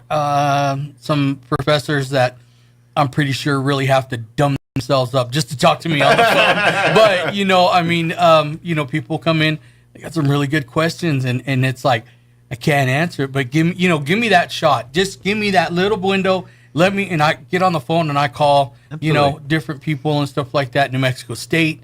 Dad was an alumni in New Mexico State. That's right. So their department has helped us out quite a bit. They're, hey, hi. It's There's a you reason again. they're singing the alumni of the Aggies at the service, memorial service. Yeah, Dad was a loyal Aggie. That's why the truck that I drive, it's Aggie colors. It's got an Aggie hat in the it's got the hat is from my daughter, because my daughter graduated from New Mexico State. Nice. Yeah, so you got some alum in your family too. Yeah, she graduated last year. Just wish they had better sports teams. Yeah.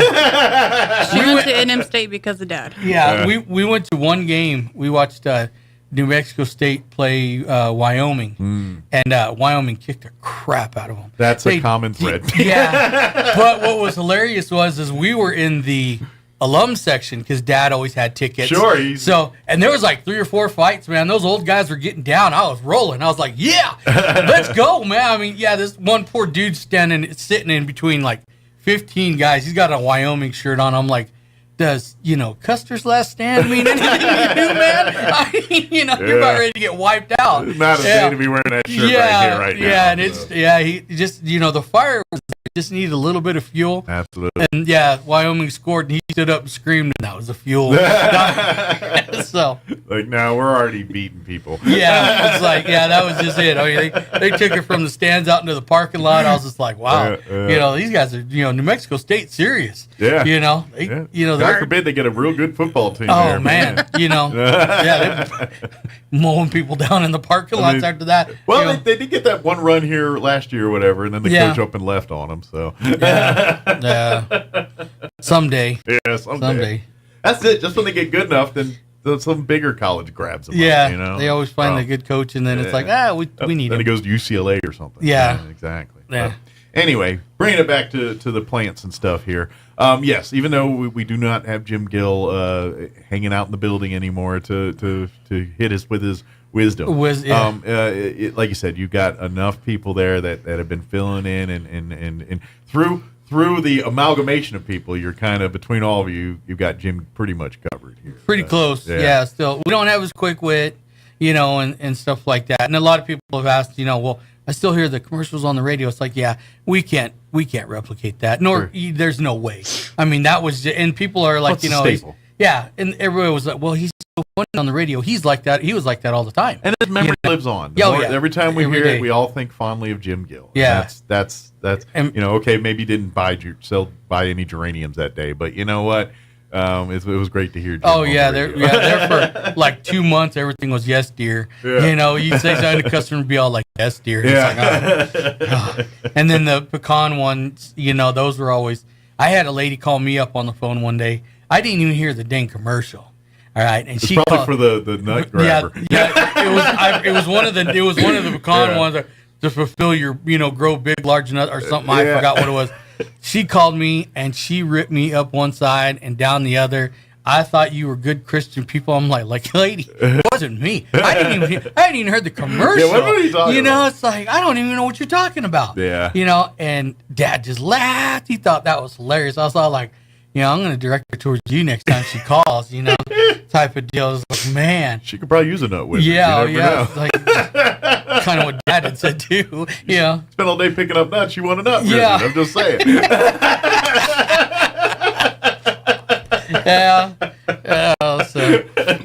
So we're doing everything. Most of all of our flowers, we're all gone. Vegetables this year we got hit. We had a marauding band of mice that went through our greenhouse. Oh no! Yeah, they wiped out about 6,000 plants. Bunch of mice, fat, sitting in the corner with big extended bellies. So if anybody has any mouse problems, let us know because we got every mouse trap known to man in those things. All their mouse are round balls with little short legs. Yeah, they were. Yeah, they got little cute legs. Yeah, man, and we were getting calls and people just coming in. It's like, what, and it's like, we can't, I wonder if like moisture or lack thereof does that draw the mice in? I don't know, but they ate all of the pepper seed. Interesting. So they're true New Mexico mice. I mean, all of our peppers. They ate all the big gems, the jalapenos. Wow. You see these little burnt marks all over the ground. Yeah, that's what we're looking at. Looking for just like burnt spots with hair around it, and stuff. But they ate. I forgot how many. They ate the plug trays. Wow. So we're trying to remedy that for next year. We haven't come up with a foolproof plan on that yet, except for getting our greenhouse guy. Got to build a better mousetrap here. We're just going to buy him a ghillie suit, and he's just going to sit inside and shoot mice at night. Mice hunting. Yeah, so we don't know. But yeah, we have, I don't know how many. Does he need the ghillie suit for the mice, or he's just going to wear it? I don't know. I don't think the mice care. Make him feel better. He just wants to wear a ghillie suit. Yeah. He's that kind of guy. I get it. I get it. You got a ghillie suit, you want to wear it. Wasn't he Air Force too? No, he was Navy. Oh, Navy. Military, same difference. Yeah, same difference. He has a very sick sense of humor. People, let's face it, everyone that owns a ghillie suit are just looking for excuses to wear the ghillies. Yeah. Like you to scare your neighbors. Actually, hunting with it? No, they never do that. They're just like messing with the neighbors. It's too hot. Hanging out in the front yard waiting for kids to walk by. That's what they're doing. They're hot. I mean, they're not comfortable. So we tried to overcome that. We are having more and more pepper plants coming out right now. Although it is kind of late, You can still get them in the ground. They'll still work. Late peppers are better than no peppers. Yeah, but honestly, last year I planted everything the typical time, and because our summer was so hot, I didn't have any produce until after it started cooling off. It was September. So you probably lucked out a little bit by starting it later. Yeah, than and normal, I'm thinking, if you're planting these late, they're going to be getting established in the heat and not trying to produce in the heat. So as it starts to cool down, they'll start to produce more. So I still think that they'd be good.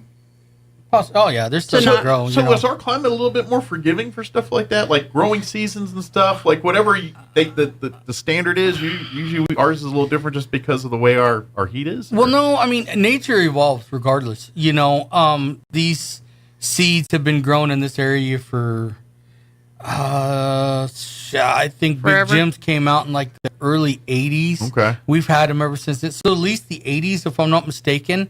That's when Jim Rutherford started Hatch, and Dr. Nakayama from New Mexico State actually made the Big Jim chili. Okay. And he's the one who made the seed, and he named it after Jim Rutherford, who is Hatch chili. Gotcha.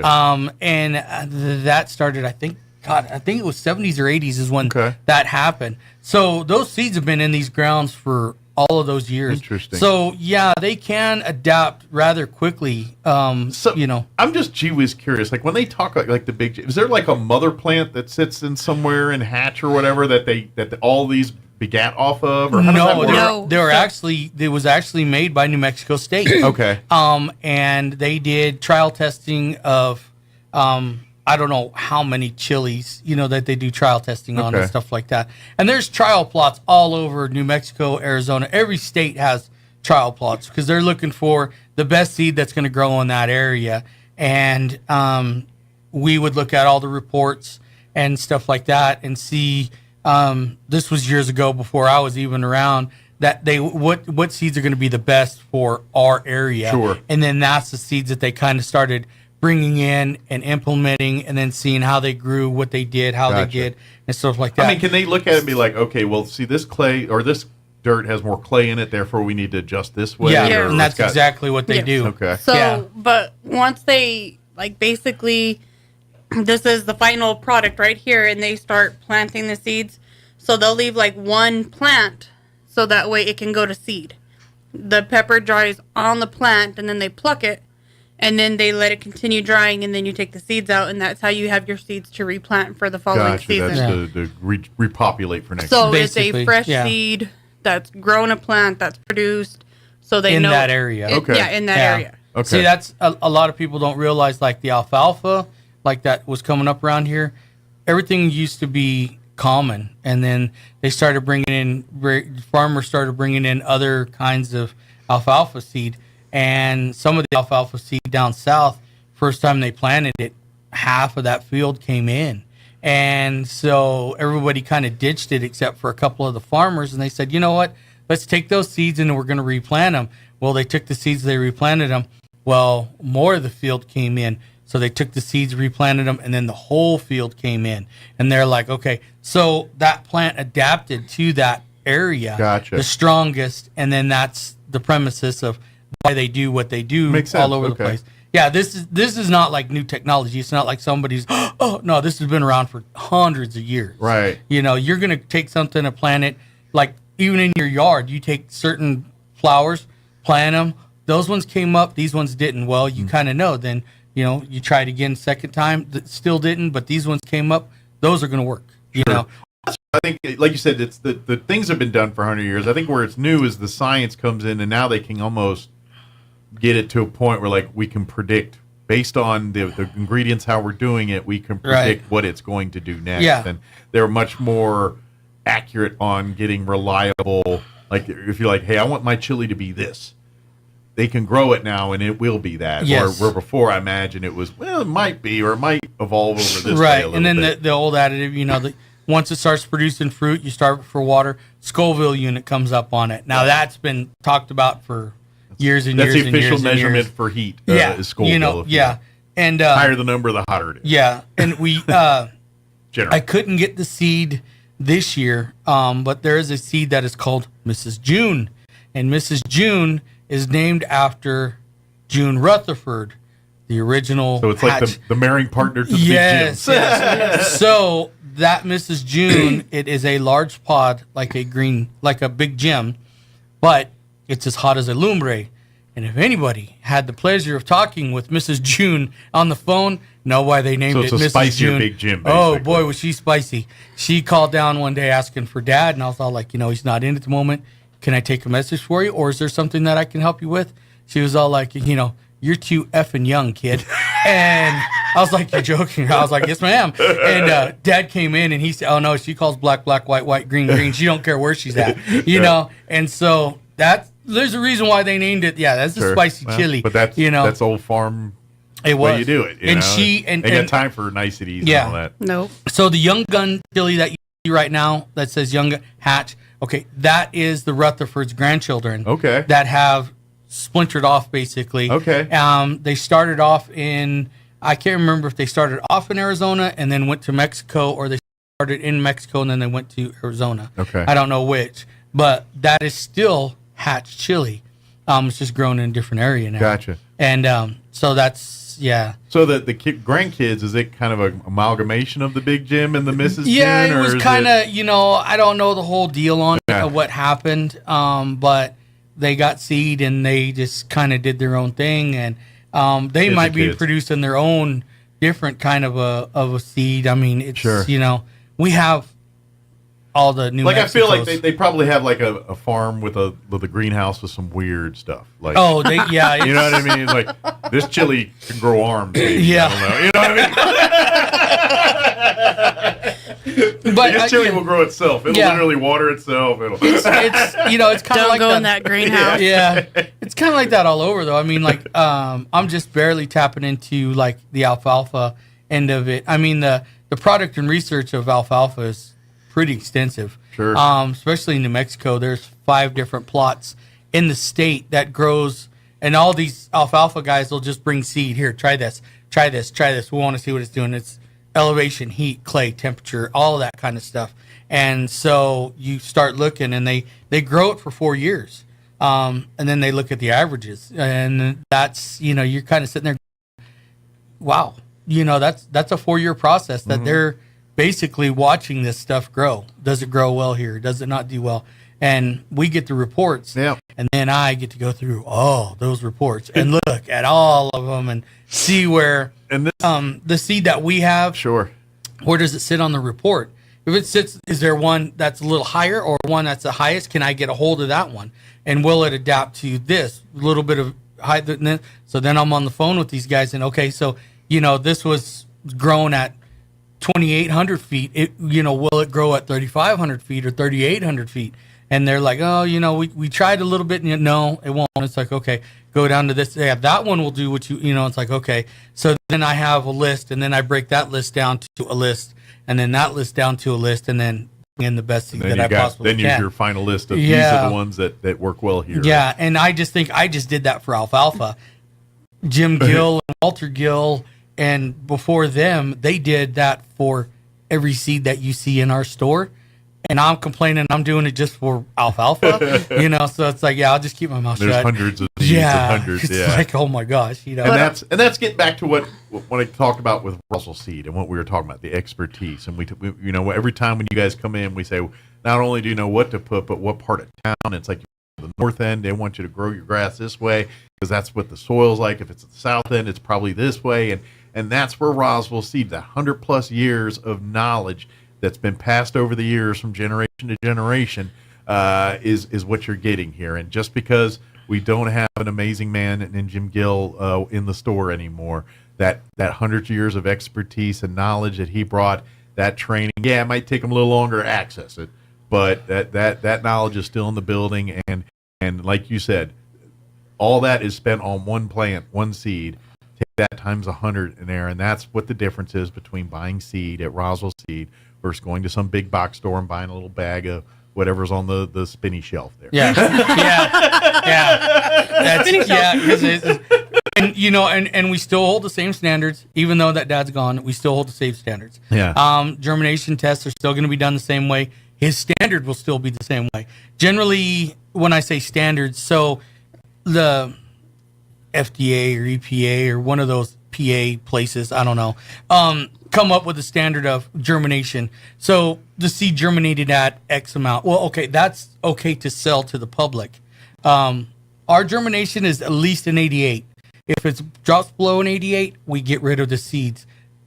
We throw them away. Most companies give the seeds away, and then they get repackaged in someplace, and they'll be sold at a big box store. So when you go and you buy the average seeds, person buys, it's not that big a deal. Where people that rely on it for a living, they know the difference and they walk in. And that was the thing many years ago, because we did so much like that for the farm seed and kind of left the residential seed out, because most people, they propagated their own seeds. And then once that started going by the wayside, Dad was really strong in implementing, no, we're going to do for the residents the same thing we do for the farmers. So here we go. The same quality vegetables and fruits and plants in their garden as the guy that's doing this for a living. And it's always, I got a couple of new guys at the shop right now, and they get to learn this winter. They get to germinate all that seed. Everything gets germinated. And then if it's questionable, we send it off to the state and have a state test done on it. But they're gonna find out. Whoa, you get the carrot seed? Oh my God, that's a headache. It's so much more than putting a couple seeds in the dirt, throw some water on it. No, there's these little plug trays that are about that big, and it holds 100 seeds. That's amazing. Yeah. And then it's a science lab with dirt and stuff. It is. It really is. And you go to any kind of seed germination place or something, it literally is a science lab, but plants and stuff. Yeah. It's really only different. And it's interesting because, you think of Roswell, just, Roswell, blah, blah, blah. I got to meet a very interesting woman last week.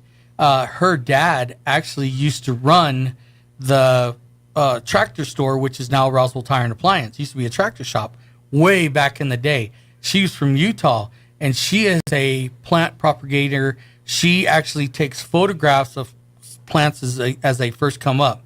So the first leaf, she takes pictures of, so you can identify that and stuff like that. Really, really interesting woman. And it's like she just, I was doing something on the forklift, and I came around. She had this really big camera, and she started asking me, and I started telling her this building that was added on. And she was all like, "Why?" And I said, "Well, back in the day, Main Street was like 6 lanes if you really want to get down to it." And then she walked in the seed store, and she was like, "Oh my God!" And I was like, "What?" And she was all like, "I didn't know they had places like this still." And I'm like, "Yeah." And then she started telling me, so now I kind of have her, and I gave her some seeds and stuff like that, and now she's going to grow them, take pictures of them. Then so if you come in and say, "Hey, what is this?" at a real small, I might be able to have the picture for that. You've got a database to reference. And then be able to tell you, "Hey, that's a this or that's a this." Yeah. And she's been doing this for years. Yeah. She's about 70. And that's probably how you figure stuff out in that world. Yeah. Like it's literally someone has to take the painstaking, monotonous task of doing what she's doing to have a history database to do this kind of stuff. Yeah. So this is like anytime you get on the internet Googling and learning things, it's because somebody did exactly what this woman's doing. Yeah, exactly. To collect that information. And we got people, they brought in some weeds I'd never even seen before. And it's like, what is this? So, I tracked it down, looked it up. Okay, I found it.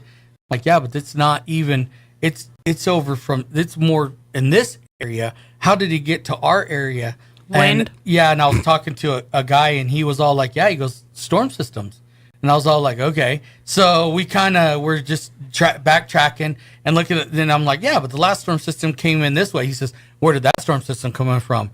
And me and him sat down on my computer for like an hour, and we tracked all this stuff. And he was all like, there it is. Look, back on this day, this storm went through this area, met up with this storm, and it was just, these seeds took like an international highway. That's cool. And it landed in our area. Kind of track it. And it's just all like, whoa, but we had, Doppler radar and all this other stuff, Google Maps and everything. But just kind of gets to the point, like when you go through customs and they're so stringent about fruits and this is kind of the reason why that kind of, because it literally is that easy to cross-contaminate stuff. Yeah, one little bug. Yeah. It could propagate into millions of bugs. So that's so when you're trying to smuggle in grapes from Mexico, this is Before we forget, beekeepers, if you're getting ready to start putting supers on your hives to get ready to harvest honey. Okay. We have plenty of wax, plenty of frames. If you need them built in advance, call ahead. Let us know how many and the sizes. Yep, your bee headquarters is Roswell Seed. Yeah. It is. From bees to the supplies to keep your bees So them making honey. if you need supers built, or if you just need the frames or just the wax, call ahead of time. We'll have it set aside and ready for you.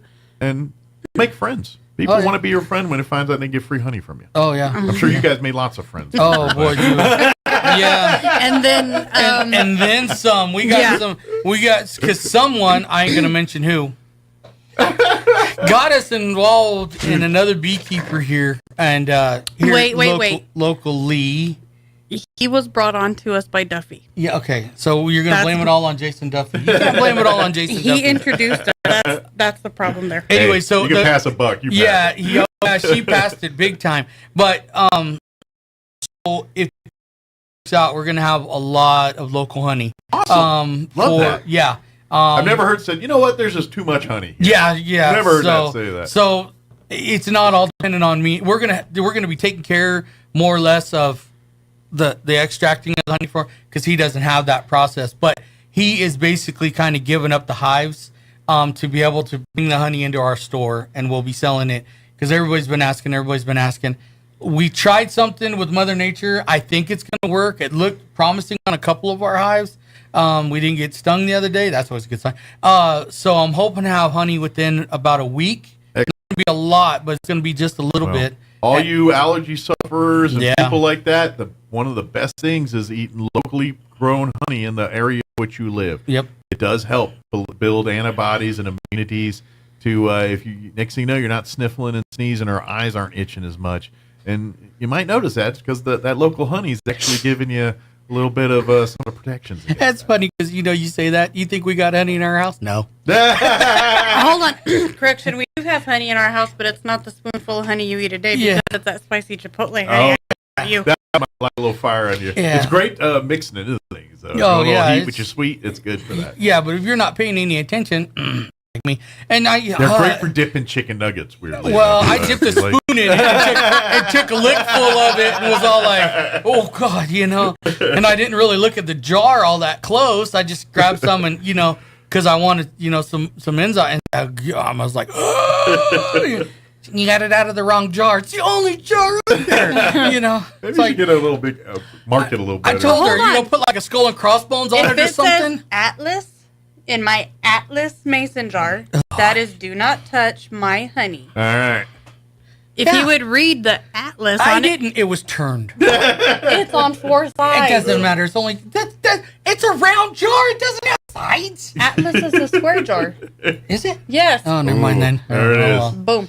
But, and then also there's a bag sale going on at Roswell Seed. Yeah. Excellent. Busted bags are at a discounted price. So save big on them busted bags. Yep. Yeah. And the stuff inside the busted bag is just as good as the bag wasn't busted. They got to discount it because it's a busted bag. So and a lot of them are just, they didn't seal real well. Sure. And when my guys are grabbing them off the pallet, they rip open. I'm sure so, any company that deals with bags, like the cement companies or anything that deals with big feed bags or big 50, 30-pound bags, they got to deal with this at some point or another, whether it's feed in there or seed or concrete or dog food. Yeah. So, and then we are bringing in some new products. I did reach out to some other fertilizer companies, brought in some new fertilizers for people, brought in a new, we're testing it out right now, a new lawn fertilizer. You're supposed not to have to water your lawn so much.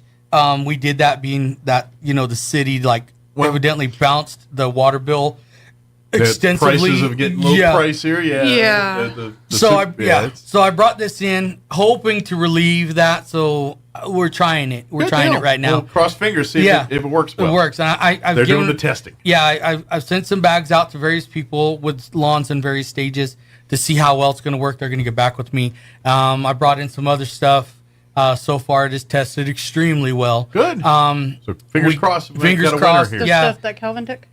The soils. Yeah. So, organic farmers or the cannabis farmers, I did find a soil. Okay. It's cheaper. It's 40 bag. We've been getting it for, I don't know, 30 years. We didn't know anything. I just happened to stumble across it. A lot more people are now starting to grow cannabis. So there probably wasn't a lot of testing on that one prior. But did run it through some people. They tried it. Worked extremely well for them. They liked it. We were dabbling in trying to find a fertilizer. That totally blew up. But I did run across a fertilizer that we bring in that didn't know about it, had tested it on, people tested it. It's growing very well. Excellent. So we do have that end of it covered. So I did fulfill what I said I was going to do. Yeah. Well, that's the beauty of the seed world is that, it works here, but guess what? It might work for something new here, too. And I just needed numbers, and I had people giving me plenty of numbers. It's like anything else, cannabis or peaches or anything else. Yeah. It takes a certain set of ingredients for it to do what it's got to do, and this shares properties with many others. That's all. And we brought in, we got some little trinket stuff now. We got knives. We brought in working man knives, not like, the 13-inch Bowie knives, right. or the Rambo knives. Yeah. No, these are working man knives. These Functioning are, knives. the old timers and stuff like that.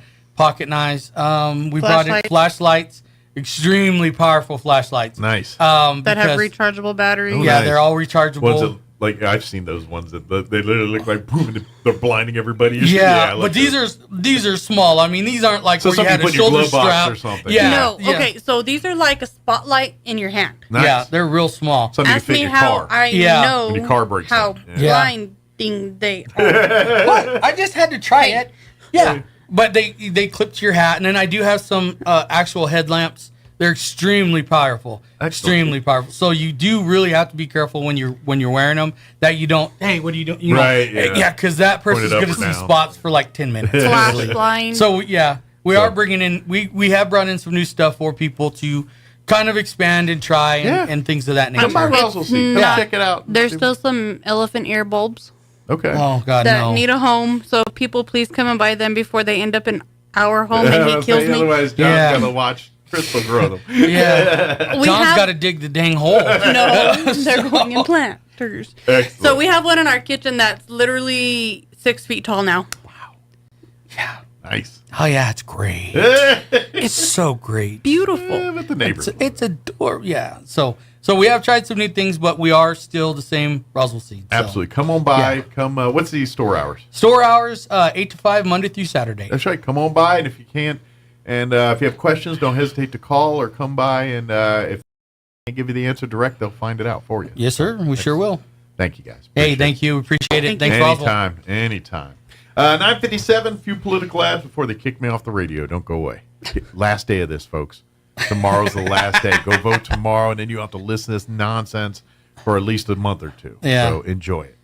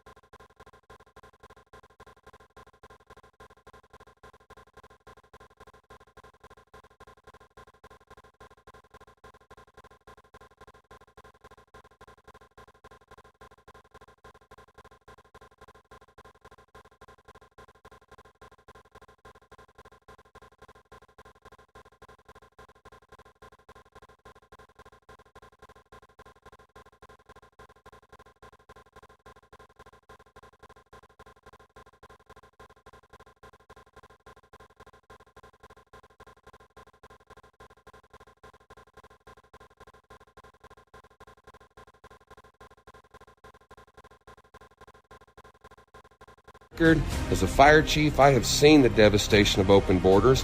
Fentanyl overdoses are out of control. As a small business owner here in the community, I know firsthand how politicians in Santa Fe have destroyed small businesses for our communities. As a previous school board member, I know local control has been ripped away from our schools. It is time for a change. The same old just isn't working. I will be your conservative voice in Santa Fe. Career politicians have gotten New Mexico into this mess, but as a firefighter, I've made my living running towards problems, and I'm ready to fix the problems. I humbly ask for your vote on June the 4th so we can put the fire out in Santa Fe. Paid for by Friends of Chad Hamilton. Can't hear as well as you used to? That can happen to the best of us, but when you can't hear people speaking or birds chirping, it's time to take action. That's when it's time to call Howard Allman with Here on Earth Hearing Care Center. Howard has been helping people hear better for over 55 years. Howard is who helps the Artesia seniors with servicing their hearing aids of all makes with free cleaning and hearing evaluations, and he's ready to help you. Howard can share with you information on Audibel Intrigue AI hearing aids with many features you might not expect a hearing aid can do, such as using your hearing aids to stream calls, music, and more. Plus, health monitoring, count steps, even fall detection, all built in. Meet face-to-face with someone who can help you choose the right hearing aid for you. Call Howard at 575-622-0375, and he'll be glad to set up a time to meet with you. That's 575-622-0375 for Howard Allman of Here on Earth Hearing Care Center. Attention Roswell and surrounding areas. Is your old car, truck, or SUV on life support? Clear. With new management and a whole new attitude, Roswell Ford makes trading up to a new Ford or quality pre-owned vehicle fast, fun, and easy. Upside down in your loan or stuck in your lease? Roswell Ford wants to get you released even if you owe thousands more than your trade is worth, regardless of make, miles, or condition. Right now, get huge savings with rates as low as 0% for 66 months and no payments until Labor Day. Plus, we have a great selection of low-mileage, one-owner pre-owned vehicles, all in prime condition, starting at just $10,000. Don't settle for a low-quality, overpriced clunker. Buy a quality pre-owned vehicle from Roswell Ford for a lot less. Worried about your credit? Don't sweat it. We've partnered with the most aggressive lenders that will push to approve you today, even with bad or no credit. Lower prices, exceptional trade-in values, and a better buying experience. Get on board at Roswell Ford, 821 North Main Street in beautiful Roswell, or online at roswellford.com. $15.15 per thousand finance on select new Ford models with approved credit. Every person listening to this ad right now will agree we as a nation are facing an uncertain future. We're at a crossroads. The status quo has failed us. We've got to fight. We've got to take back what we have lost. With your vote, you can join this fight.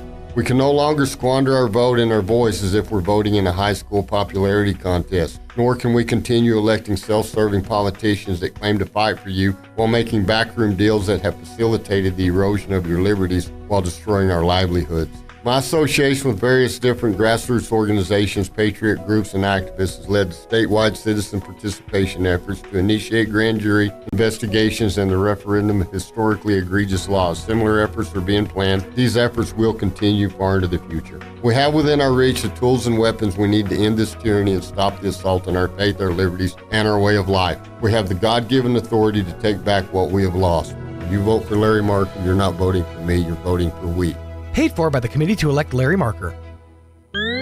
Talk radio has landed on the all-new 106.5 FM KEND Roswell. Has prepared an executive order on immigration. As Republicans complain, it's all about election year politics. Senior White House officials have been informing lawmakers on Capitol Hill about the president's executive order, which will be rolled out on Tuesday. Mayors of several border cities will be in attendance. The president is poised to announce a daily limit on the number of migrants seeking asylum at the southern border. White House correspondent Greg Clugston, Republican Senator John Kennedy of Louisiana, says Mr. Biden's motives are as clear as crystal. He gave in to the loon wing of his party, and he dissolved the southern border. Now, 5 months before an election, he has to appear to be willing to do something about it. The White House previously argued the president could not take unilateral action on the border and already did all he could to stem the flow of millions of illegal aliens into the country. Hunter Biden is back in court today in Delaware. Opening statements are underway in his federal firearms trial. On this 35th anniversary of the Tiananmen Square massacre, China is celebrating a milestone in its space program. A Chinese flag said to have been planted on the far side of the moon before a space probe lifted off, homeward bound with rock and soil samples. Dangerously high temperatures holding parts of the southwest in their grip, with the forecast calling for the intense triple-digit heat to spread from Texas to California as the week goes on. And wildfires proving to be a problem, particularly in parts of Arizona as well as in California. Watching Wall Street, stocks modestly lower this hour. The Dow is down 29 points. The Nasdaq off 56 and the S&P trading 17 points in the red. More on these stories at townhall.com. Everybody wants cheap airfare, but where do you find it? You call low-cost airlines. Their prices are direct from the airlines, and they're so low you can't find these fares published anywhere. They specialize in cheap flights, discount hotel rooms, cheap car rental rates, and great package deals anywhere around the world. Wherever you want to go, they can help you get there cheaply and with a best price guarantee. If you want the lowest prices on your airline tickets or other travel services, call now. That's right, call. That's the only way to get these rates. Experts are standing by 24/7 to get you the cheapest airfare and hotel rates available. So don't wait. Call right now for the lowest travel prices anywhere and for great last-minute travel deals too. Call 866-755-5300. That's 866-755-5300. Again, that's 866-755-5300. Call us right now. They are tallying the votes cast in India's marathon national election. Vote counting is underway in Indian-controlled Kashmir. Early leads across the vast country, showing fewer seats for Prime Minister Narendra Modi's governing Bharatiya Janata Party than expected. The BJP is facing a stronger challenge from the opposition than expected. The counting of more than 640 million votes cast over the past 6 weeks in the world's largest democratic exercise is expected to take all day. If the 73-year-old Modi wins, it would only be the second time an Indian leader has retained power for a third term. I'm Charles de Ledesma. Defense Secretary Lloyd Austin is in Cambodia pushing for stronger military ties with China's closest ally in Southeast Asia. Austin met with his Cambodian counterpart as well as the Prime Minister during a one-day visit to Phnom Penh on today. News and analysis, townhall.com. Sandy Hook Elementary School families are in court. They're pushing for the liquidation of Alex Jones's media company. The families filed an emergency motion Sunday as they seek to collect $1.5 billion they won in lawsuits against Jones for calling the 2012 shooting a hoax. 20 children and 6 educators were killed. Jones and his company, Free Speech Systems, filed for bankruptcy reorganization after the lawsuit verdicts. Jones said on his show over the weekend he expects his company to be shut down in a month or two because of the bankruptcy. I'm Julie Walker. Arizona lawmakers gearing up for a final vote on a proposal that would ask voters to make it a state crime for illegal aliens to enter the state from Mexico at any location other than a port of entry. This would allow state and local police to arrest people crossing the border without authorization. More on these stories at townhall.com. This is Chad Hamill, and I'm running to be your next senator for District 32. My opponent, Candy Azell, can't defend her 20-year record in the Santa Fe swamp, so she's attacking other people's families and kids on the radio. That's the difference in this race. Candy attacks other people's kids while I'm running to protect yours. And on my record, as a fire chief, I have seen the devastation of open borders. Fentanyl overdoses are out of control. As a small business owner here in the community, I know firsthand how politicians in Santa Fe have destroyed small businesses for our communities. As a previous school board member, I know local control has been ripped away from our schools. It is time for a change. The same old just isn't working. I will be your conservative voice in Santa Fe. Career politicians have gotten New Mexico into this mess, but as a firefighter, I've made my living running towards problems, and I'm ready to fix the problems. I humbly ask for your vote on June the 4th so we can put the fire out in Santa Fe. Paid for by Friends of Chad Hamill. Hey everyone, this is Pat Boone and I'm running for New Mexico State Senate. I'm a straightforward guy, so instead of promising the moon, I'm going to tell you what I won't do. I, Pat Boone, won't say negative or underhanded things about my opponents to win this election. I won't bend to every idea to get your vote. I will be steadfast to my conservative ideals. I won't even send you a robocall because I know everybody hates them. I will ask you for your consideration. Pat Boone for New Mexico State Senate. Paid for by Pat Boone, Martin McKay, Treasurer. What in the wide, wide world of sports is going on here? I promise you, whatever scum did this, not one man in this force will rest for 1 minute until he's behind bars. Now let's grab a bite to eat. Yeah, come on. I feel the hot wind on my shoulder and the touch of a world that is older. I hit the switch and check the number. I leave it on and then I slumber. I hear the rhythm ringing through it. Flamenco guitar and cumbia music. I hear the talking of the DJ. The travel listen, what does he say? I'm on a Mexican radio. I'm on a Mexican radio. Broadcasting live from high atop the J.P. White Building in downtown Roswell, New Mexico. It's Mornings with Mike Winters on 106.5 Roswell's Talk FM. Is that what I sound like when I talk? Now, here's your host, Mike Winters. And good morning. It is 7 minutes after 9 o'clock. Welcome to hour number 3.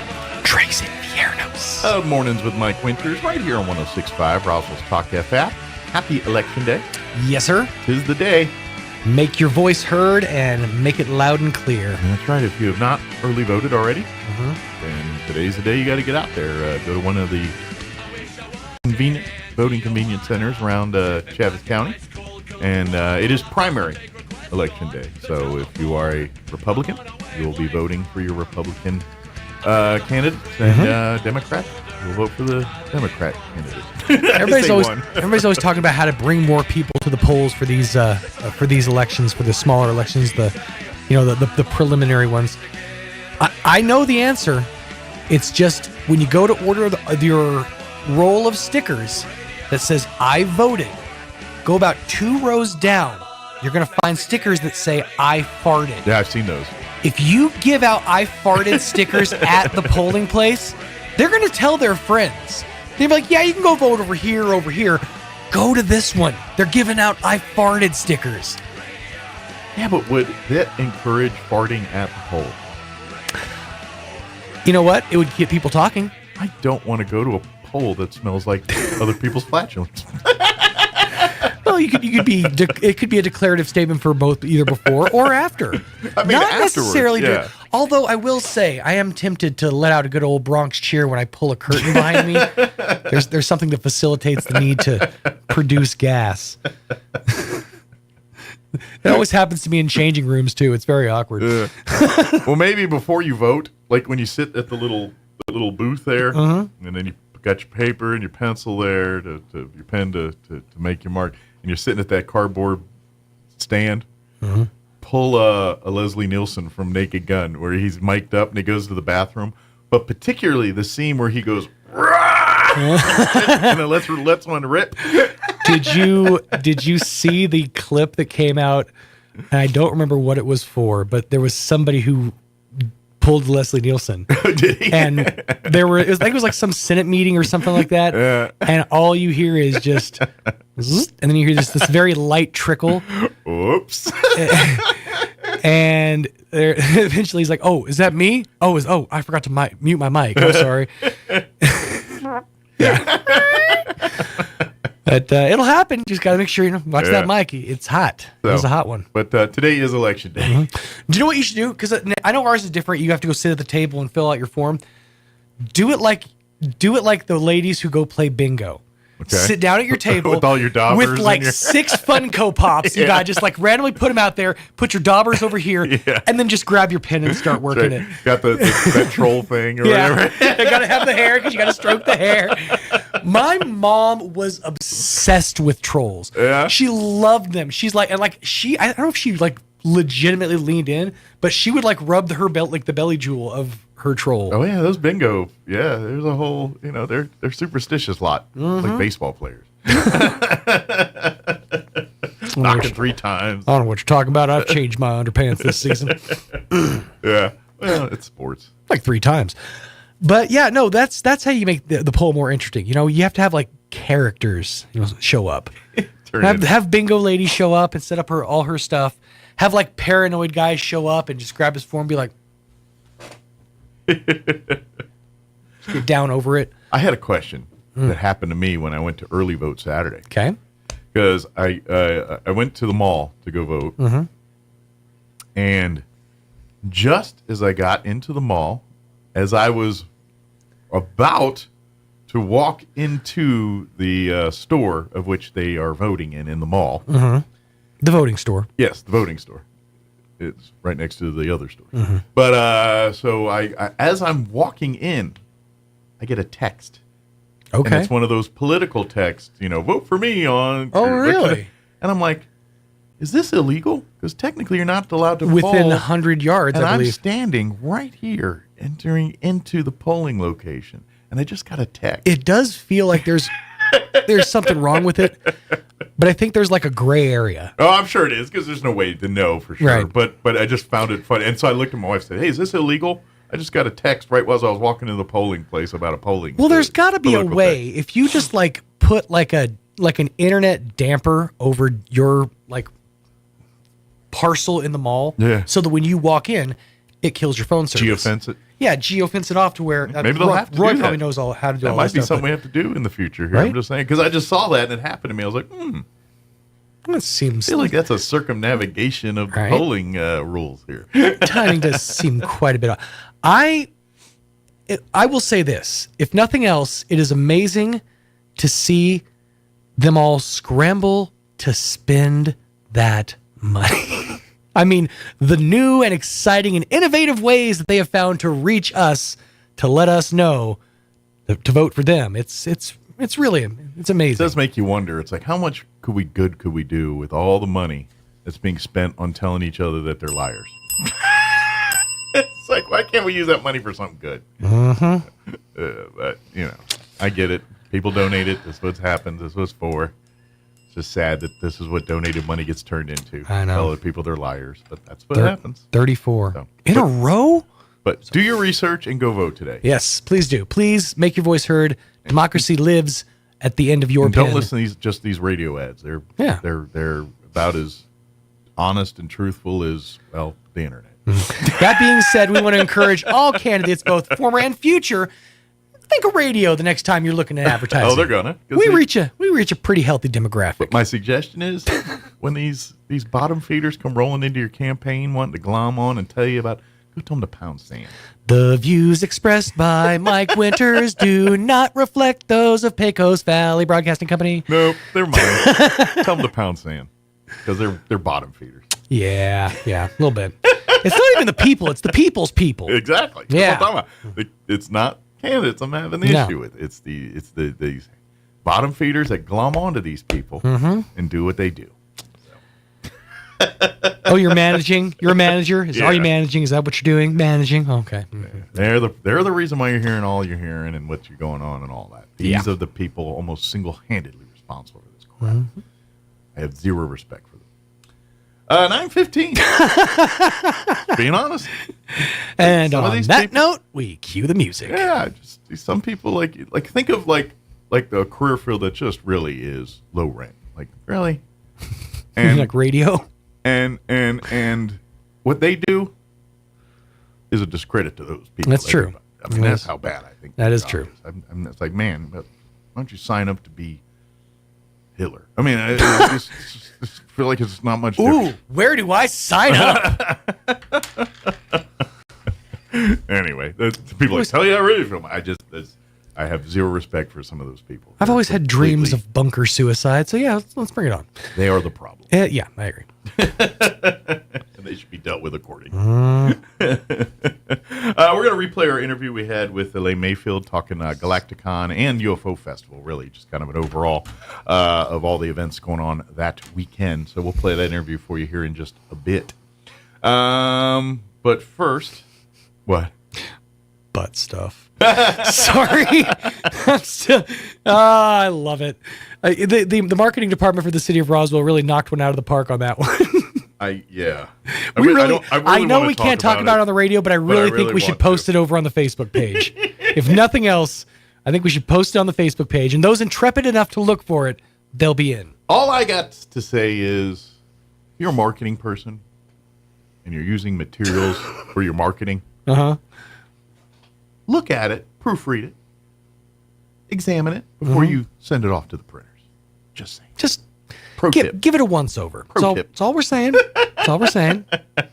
Pro tip. All right, it is 9:17. Let's get you up to date on the weather. It's a solid tip. Just trust me on this one. Learning from other people's experience. I'm meteorologist Steve Hamilton with your Pecos Valley weather. Pretty hot and dry for the next couple of days. We'll be hitting the low 100s for the afternoon high today. Wind out of the northwest at about 10 to 15 miles per hour, so not too windy, and we'll have sunshine through the day. Upper 60s and a few clouds for the overnight hours. Right around 100 for the high on Wednesday and sunny. About 105 and sunny Thursday. I'm meteorologist Steve Hamilton, and that's your latest forecast. Thank you, Steve. Currently 88 degrees here in Roswell. Humidity is at 10%. Winds currently out of the west at 8 miles per hour. Sunny and hot with a high of 104 expected today. Northwest winds 10 to 15 miles per hour. Partly cloudy tonight, looking at an overnight low of 71 degrees. Winds will be out of the north 10 to 15 miles per hour. For you Wednesday, sunny, 100 the high tomorrow. Winds will be out of the north at around 10 miles per hour. Tomorrow night, partly cloudy, overnight low of 72, south winds 5 to 10 miles per hour. Thursday, mostly sunny and 103 for a high, south winds 5 to 10. We have a slight chance of sprinkles Thursday night, mostly cloudy, overnight low of 75. Friday, we're looking at a chance of afternoon sprinkles. That's the term they're using. Partly cloudy, a high of 103. And then rain chances enter the forecast Friday night and linger for the next several days. 20% chance of showers Friday night. Showers and thunderstorms, mostly cloudy, 74 for an overnight low. 20% chance of showers and thunderstorms Saturday, otherwise mostly sunny and 101. 20% chance of showers and thunderstorms Saturday night, mostly cloudy, overnight low of 73. 30% chance of showers and thunderstorms Sunday, mostly sunny and 99. 30% chance of showers and thunderstorms Sunday night, mostly cloudy and 69. And then a 30% Monday of next week, when you head back to work and school, of showers and thunderstorms, mostly sunny, 98 for a high there. All right, 9:19, we're going to take a 3.5-minute break. Then we're going to play our interview with Elaine Mayfield talking Galacticon and UFO Festival. That's up next. When it comes to fighting the governor and her progressive lackeys in the state house, we need a proven conservative. This is Jared Hembry, and I have taken on the left-wing agenda as your conservative representative. New Mexico has serious issues, many of which are being ignored by the governor and the liberal left. And we need a representative who will fight to protect our way of life. I know what it takes to fight and win in Santa Fe. I am humbly asking for your trust and your vote on or before June 4th so I can continue to fight for what we believe. Paid for by Jared Hembry for state representative. This is State Senator Bill Sherrill, the senior Republican in the state Senate. My voting record is ranked as the most conservative in the Senate. I want to tell you about my conservative Republican friend, Greg Nybert. I strongly endorse Senator Greg Nybert and urge you to support him as well. Behind the scenes in Santa Fe, Greg is a strategist and a tactician who helps our side defeat the progressive agenda. We desperately need him to help us fight MLG's agenda. Greg is the only Republican lawyer in the state Senate, and we cannot stop bad leftist legislation without him. That is just one of the reasons it is crucial you turn out to vote in this election for Greg Nybert. He is the conservative leader that New Mexico needs. Please vote for Greg Nybert in the upcoming Republican primary for State Senate. Paid for by Greg Nybert for State Senate. Attention Roswell and surrounding areas. Is your old car, truck, or SUV on life support? Clear. With new management and a whole new attitude, Roswell Ford makes trading up to a new Ford or quality pre-owned vehicle fast, fun, and easy. Upside down in your loan or stuck in your lease? Roswell Ford wants to get you released even if you owe thousands more than your trade is worth, regardless of make, miles, or condition. Right now, get huge savings with rates as low as 0% for 66 months and no payments until Labor Day. Plus, we have a great selection of low-mileage, one-owner pre-owned vehicles, all in prime condition, starting at just $10,000. Don't settle for a low-quality, overpriced clunker. Buy a quality pre-owned vehicle from Roswell Ford for a lot less. Worried about your credit? Don't sweat it. We've partnered with the most aggressive lenders that will push to approve you today, even with bad or no credit. Lower prices, exceptional trade-in values, and a better buying experience. Get on board at Roswell Ford, 821 North Main Street in beautiful Roswell, or online at roswellford.com. $15.15 per thousand financed on select new Ford models with approved credit.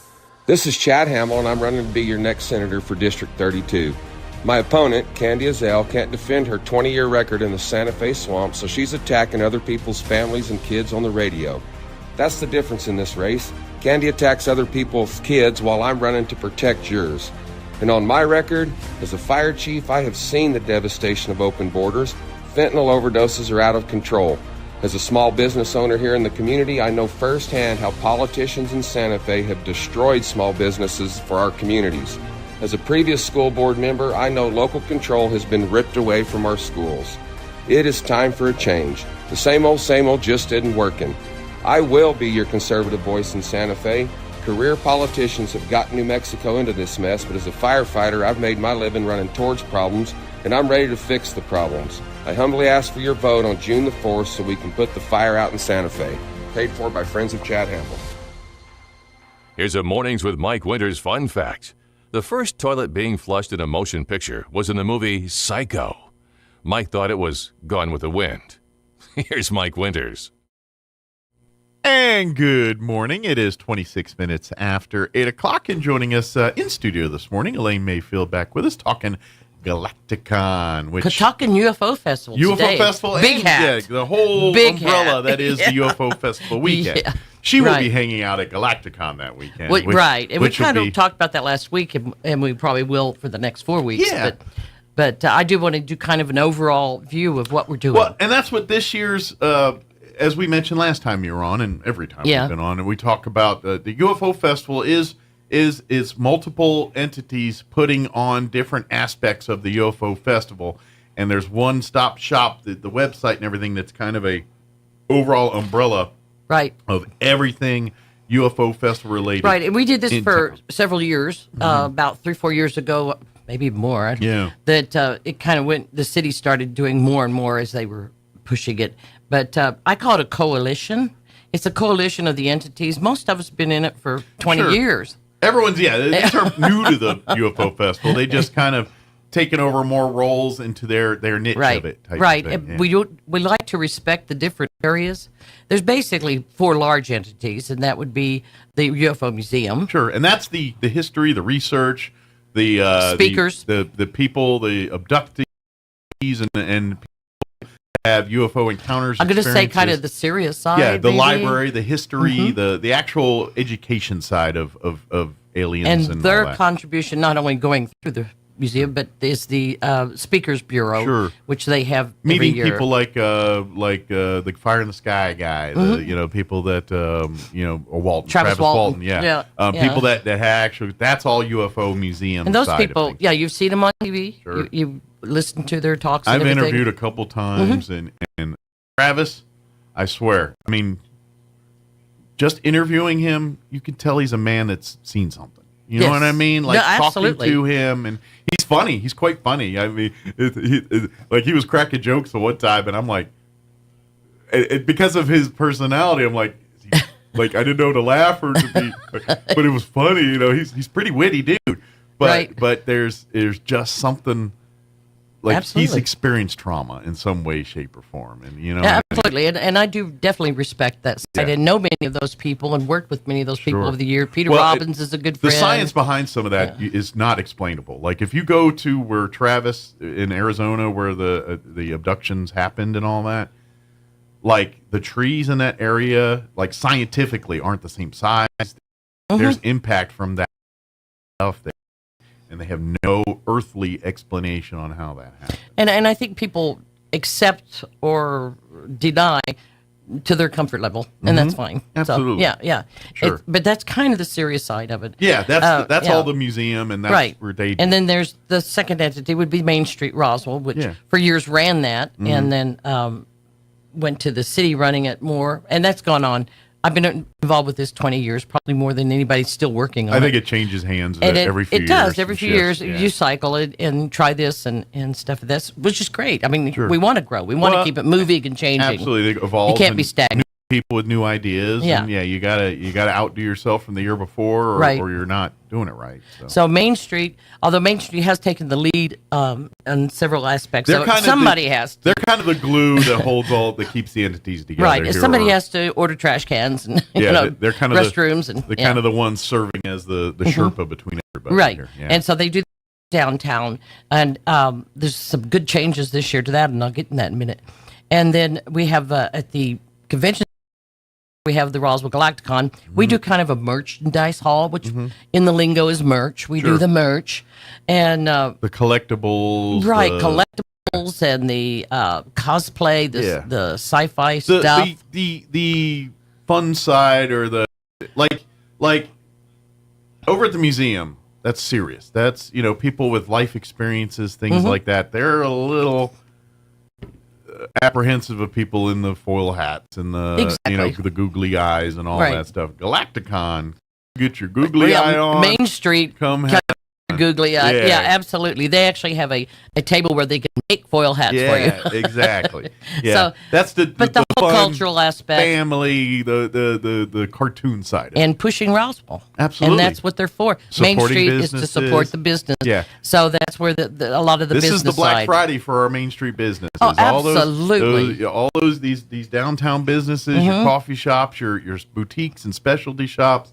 This is where they have wall-to-wall traffic for 2 to 3 days there. Absolutely. And Christmas in July. Yeah, this is their Black Friday. This is where they make their nut for the year. So. That's right.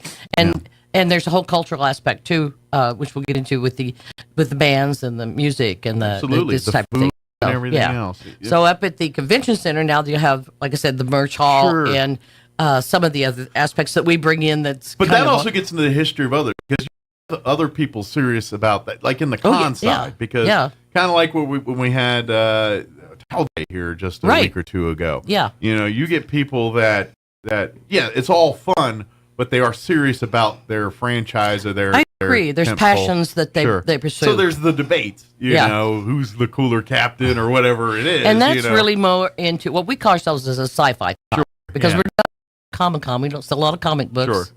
But there is some if you are a comic book player.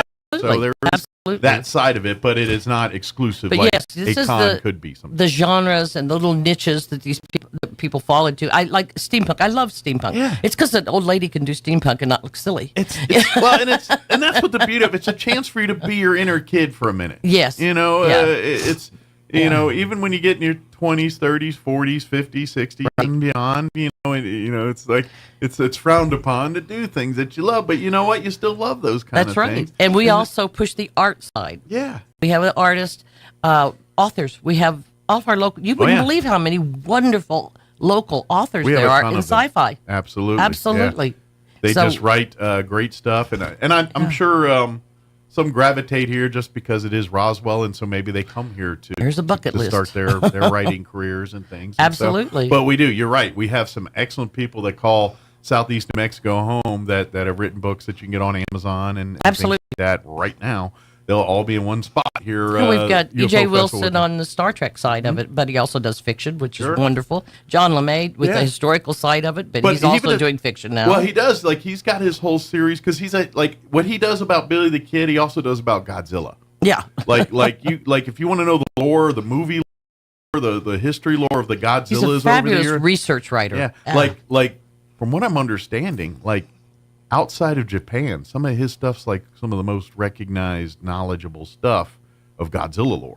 Outside of some of the Japanese people that this is their life. And he's a good writer. Yeah, absolutely. So, and a wonderful person. So I mean, he'll talk Billy the Kid by day with you, but then he'll hit the deep sci-fi nerd stuff with you too. And there's Eddie Nevitz doing local sci-fi fiction, and just recently won a very big award for that. Yeah, so we do have a lot of the art side of it as well. And then the fourth entity is the Roswell Daily Record. Yeah, and they have kind of taken over the whole film festival aspect of it, and part of their existence is to have free films for the kiddos again, like we used to. Good deal. Yeah, and then the film festival. Summer night out under the stars, absolutely, watching a sci-fi movie or obviously a family appropriate one. But yes, we're all very family friendly in the whole thing. I mean, just as as recent, I thought those were always fun. It's Saturday night, everyone's sitting out either on the courthouse lawn or on the convention center lawn watching Transformers or something like that. Yeah. So that's what they'll be doing, the whole film festival as well, with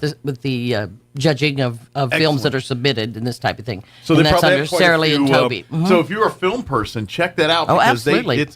They are going to be really shown at the Convention Center this year, not the theater. Excellent. So we're all trying to be right there. And usually one or two of those films you'll see later in like Sundance or Cannes or some of these other larger film festivals as they're getting there. And most of them are actually shorts. Because people say, like 2 hours, I don't know. Some are 3 minutes long that are phenomenal. Yeah. And some are 10 minutes. I know, like in years past, we'll have those film festivals. Yeah, it's like usually 2-3 days. And you could see 20 movies or 3 movies. It just depends on, some of them are feature length, some are, like you said, shorts or something a little smaller or something like that. Exactly. And you look at the list and there's like 30 movies a day. It's like, well, how is that possible? Because some of them are only 10 minutes long. Exactly. I know that the free film on Thursday night is E.T. Oh, okay. Yeah, we would. That was longer than 10 minutes, by the way. Yeah, but that's the outside Spielberg free movie wants to do a in the whole feature evening, movie right? And all that. Exactly. Yeah. Spielberg. and we're hoping that we're working right now, trying to get to where we're showing the winners of their film festival on Sunday. Excellent. So that we have the bookends there. And kids, if you do watch E.T. for the first time, and you're wondering, that's where Reese's Pieces got famous. That's right. They came out shortly before the movie. We really didn't care, but once that movie came out, everybody and their uncle was eating Reese's Pieces. Absolutely. At first, you're like, "What happened to M&Ms? It's all Reese's Pieces now." But, exactly. That movie did so much for the Reese's Company and Reese's Pieces. Absolutely. And Speak and Spells, for that matter, too. Remember those? Yeah. Because they use that in the movie. I'd forgotten about that. Spell. Yeah. Yeah. But anyway, that's to be honest, that's the perfect kids' first sci-fi movie. I think so. E.T. And everybody thought, and that's what the RDR, and that's Sarah Lee and Toby. Because parents and adults love it just as much as kids.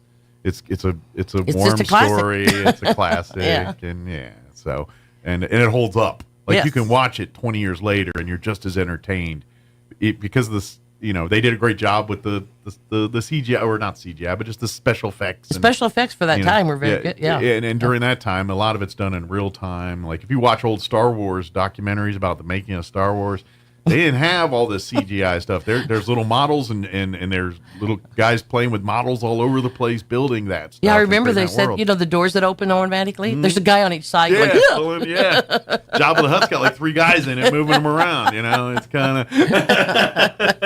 Exactly. Nowadays, they do all that through a computer. Well, speaking of movies, we actually are bringing in for our guest. We always try to have a guest artist. Sure, to talk film industry and how the sausage is made a little bit. Right. Steve Garcia is an animator. He did Iron Giant. Excellent. And that's a wonderful children's movie. Absolutely. On accepting people who they are and things of that. It's a great movie. And plus, in the time period it's in, it's great because it's got probably a foot in both the old way of doing things and the new way of doing things. Right. So people that have aspirations in animation and stuff will probably get to pick his brain and like how they used to do it versus how he grew up they in do it Albuquerque. Now. Okay, so he's a New Mexico native too. Yeah. Which, New Mexico's blessed. We do have a film presence in this state because of all of that. So it is very possible to pursue the careers in the film industry, whatever it is, in writing and animation and acting and behind the camera or sound and editing, whatever it is. There's all kinds of careers. I got 2 friends working on Dark Winds up there. Yeah. Yeah. Now, I some of those jobs you have to move where the jobs are, but Albuquerque's, like Netflix has got a studio there. If you're like a sound or video engineer or these are in backup. Yeah. 9 to 5, Monday through Friday, you're in there editing videos and everything. It could be for a Netflix TV series one week. It could be for a blockbuster movie the next. That's right. A lot of fun. That's where the action is for us down here. So, but mine all started because you talked to a guy at Galacticon. Exactly. Yeah. Super nice guy. Yeah. Super nice guy. Absolutely. I did want to go in a little bit on what the plans are with the whole aspect of the UFO festival. In downtown, they're actually having a cultural stage and a main stage. Okay. Now, the main stage is going to be right near the courthouse, as it always has been. Sure. And they're featuring a lot of the local and regional artists. Okay. And I think the headliner at this time is Alexandra, Okay. who was from here. She's Okay. from here originally. Excellent. Now I think she's in LA. You Probably. got a little bit, a little bit bigger deal. And then what they're calling the cultural stage is on South Main, like just past the UFO Museum. Okay. In that area. Okay. And it kind of is down by Rugged Trade area and all that, or kind of in that area. Yeah. Okay. And that is a Tejano bands. Okay. And Hispanic okay, so probably music and kind of a cultural regional aspect. Mexican. We've been doing Tejano. that, but it's been all kind of in the same place, and we Okay. want to spread out and cover All right. everybody on Main Street. So you want to go whatever they're playing at the main stage at night if you want to get a flowing little between all that. Yeah. Tejano or Beer garden on cumbia, each whatever end. they'll be playing. Yeah. Yeah. Excellent. Yeah. Yeah, and I think it's a great idea. Well, and then float and hit all the stuff in the middle and get your alien eggs and all Right. that stuff in between. Right, there, too. exactly. Trying to cover and be fair to all the merchants on Main Sure. Street, and that Main Street has a boundary, kind of an area that they're in charge of, so to speak. Sure. And so we're trying to cover that a little. And to be honest, here in the near future, people will probably have a better understanding of the Main Street corridor because they do have the signs approved that they're going to. They're Exactly. working on putting the archways that where actually are the official entries and exits of the Main Street corridor because it's not just Main Street; it's a few blocks on east and west of it too. Here, Right. of Main Street there, like if Virginia and Richardson on either side.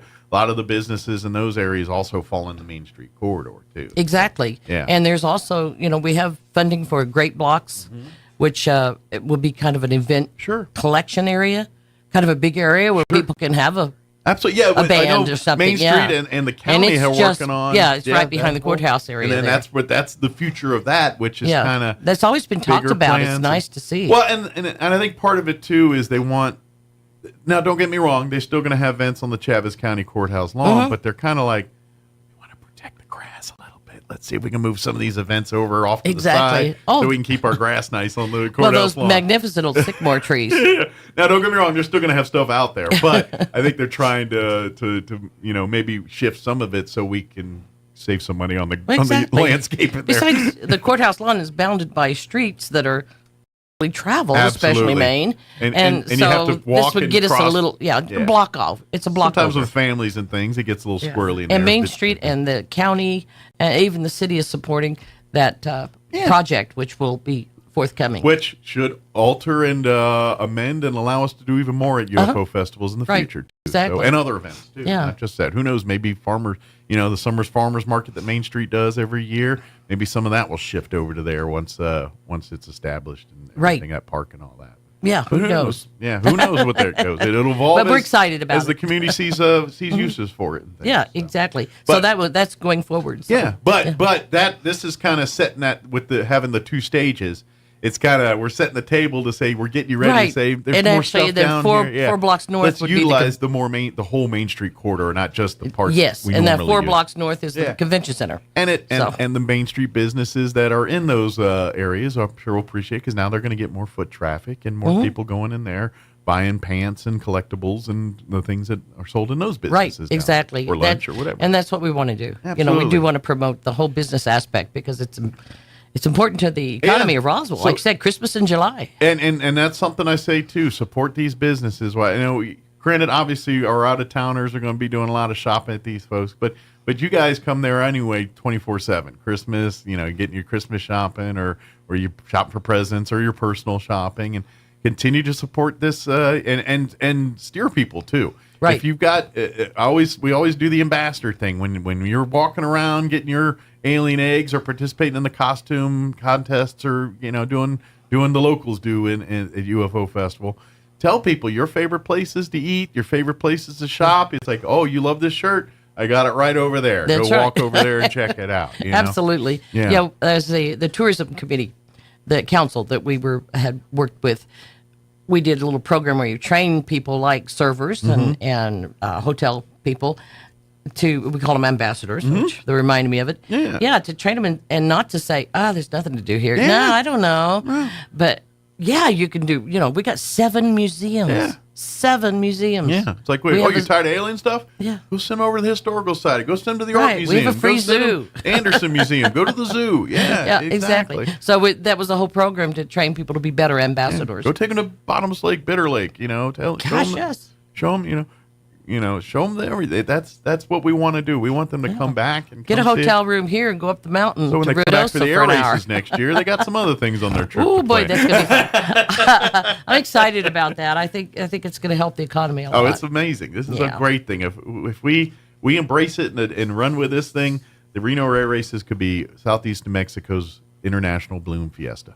It could absolutely be that, and we could have literally 2 international tentpole events in a town of 50,000. Absolutely. Not many towns can claim that. And it's Roswell. Yeah, exactly. Only other 2 could claim that it's exactly. Roswell. So. Yeah, we're on the bucket list, Yeah, this is cool. And I've seen that working with the whole UFO festival for 20 years, that, people just come because it's Roswell. Absolutely. And from all over the world. We're not talking. We're the unofficial, Texas official only. headquarters of anything UFO. Exactly. You talk about aliens and UFO. If we're not the first word that comes out of people's mouth, we're the top 5. It's Absolutely. just what it is, Google it. Yeah. AI will tell you. That's right. Even the idiot AI will tell you. But we want to tell people there is the website, the UFO Festival, Roswell UFO Festival. I always mess it up. I know. It's just UFOfestival.com. I always want to add other words. It was a Roswell a long time, and I think somebody still has that. Someone or owns URL, it? Gotcha. yes. But www. The 3 dubs. UFOfestival.com, and that's kind of the pulling And everything that's got together. everything that Galacticon's doing, the museum's doing, the city's doing, the Daily Record's and you can doing. see, we have our 4 little entities, and that's the Galacticon, the Alien Fest, which is Main Street, the Roswell Incident, which is the RDR, and the UFO Museum. Excellent. And if you haven't been to the museum, I've got to say, there's so many improvements. Oh, yeah, they're really getting into electronics and technology, interaction. They have a little room where you stand and you're at the helm of a spaceship. You can punch buttons and pretend. Yeah. They and plus, like you said, the video screens and timelines and stuff. Absolutely. And they're really tying the whole Roswell history in with the crash site. That's so you right. kind of see, and so obviously you had a lot of the and they still do have, the pictures and photographs and all that. Sure, the historical aspect of it. But there's also like the timelines, and now you can get a better sense of following, what when and who came from where, and kind of giving you a better sense on how all of it went down. And I think it's still $7. Yeah. My gosh. I think you're right. Yeah. Yeah. Absolutely. And then of course, you bring your family, come out. It really is. And to be honest, if you haven't been during UFO Festival, that whole room is filled with interesting people to talk speakers to. And writers. The speakers, the authors. Some go way crazy. Some are very historical and scientific. I met the whole gamut. Like I had one guy, and you're like, okay, you need to tighten up the full helmet here. But then there's people that are talking that are doctors, scientists, that are hitting you with facts, hitting you with irrefutable evidence of things that can't be explained. And so that's why to me it's so interesting. It's because you get some real head scratching, makes you think. Yeah. But you do have to weed through a couple of the spice. Add a little spice. Yeah, to it. the interesting stuff. The one that got me, I interviewed some guy that claimed that Marilyn Monroe was killed because JFK, in their pillow talk, was slipping the stories out about the aliens, and so Bobby had Marilyn Monroe killed because she knew all the UFO secrets that his brother was telling in pillow talk. And I had to believe that like it was serious. Yeah, right. Yep, there's a whole Marilyn Monroe thing there. Like, you get a lot of people a lot of credit for a lot of things in that story. That's right. But anyway, but then you have that, but then you also have people like, no, this is a metal that we don't have on our elemental charts, and it was found out there. That's right. Explain that. Yeah, the Roswell rock. Yeah. Exactly. Yeah. Yeah, and like I said, you have to respect both sides. Absolutely. And I'm big on respect. That's something that I go by. Absolutely. And that's what, and to be honest, walk in there and come decide for yourself. Maybe you walk in there, and if you think they're all, off their rockers, then God bless you. But you might just be like, you know what, there's something to this. I kind of want to. And then you can go, and that's the other side is you forget. We all walk around and look at the lights and the bells and the whistles. That library is arguably probably the most complete source in one location of all things UFO.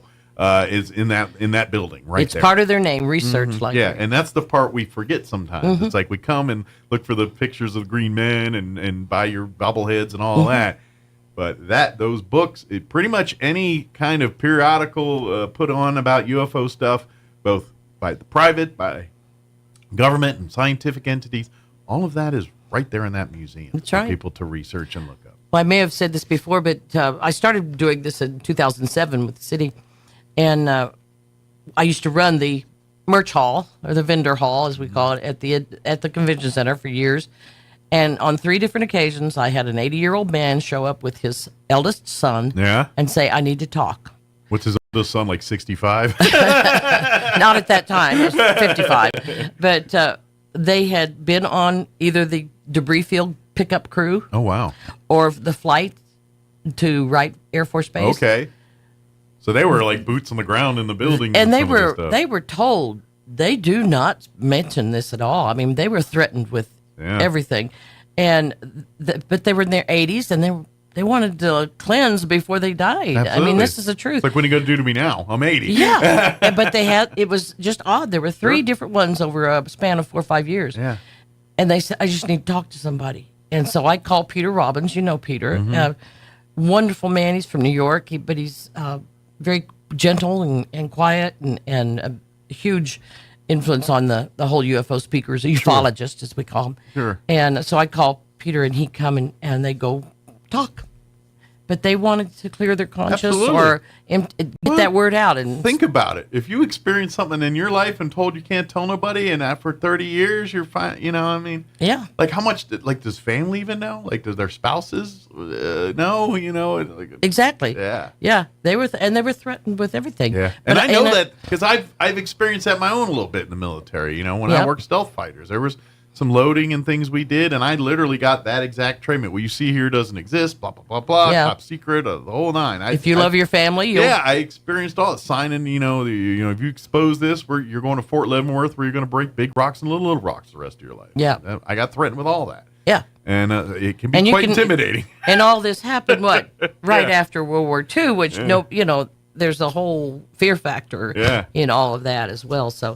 But I mean, there is a serious side to it. Absolutely. But on the other side is fun. Absolutely. And that's the part, whatever part you're into, or whether both. it's the serious or both. Like, if you want to go do a little research library and then go put a full hat on and get in the pet costume or the alien costume contest, and awesome. Great. Come on and have fun. But the UFOfestival.com has got all the complete schedule for everything, and that way you can say, okay, well, at 2:00 we need to be here. At 3:00 we're going to be here, and study that for a while. Yeah, and then the week of the Roswell Daily Record puts out its Vision Supplement, which is paper there. Chris Stock does a fabulous job on that every year, and it has the schedule and going back to just one schedule, so that we can follow through. That way you can keep it in your pocket if you want to update real quick, or sometimes data and stuff doesn't work on your phone. You're like, man, I can't get a signal. But if you wanted to see a particular movie, absolutely, during the film festival or whatever. Yeah. Gaming, we list all of our gaming. We do a lot of gaming. That's been growing a little bit at the Galacticons over the years. When everybody was at home during the pandemic, they thought, I'm so bored, and they look up and there's Dungeons and Dragons, and they go, I haven't done that in years. Yeah, we're not just talking computer gaming, tabletop gaming. We do basically tabletop is our bread and butter. But so please come be a part of it. come, there's going to be some aspects of the UFO Festival weekend that everybody's going to like, whether it's the alien stuff, whether it's just food crawl, going around and hitting all the different food people or shopping, or if it's the serious stuff, the meeting the panel speakers and the UFOologists and all that, or you know what, I'm just a movie buff and I want to come watch a bunch of movies that I'm probably not going to get an opportunity to see anywhere else here. And another aspect too, the city, they didn't just drop out or anything. They backed off a little on parts of it. Sure. They're also sponsoring major free to the family, free to the public events. We're doing a playground area at the convention center. Great. So the kids can go blow off some steam. Sure. And then go in the air conditioned building. That's right.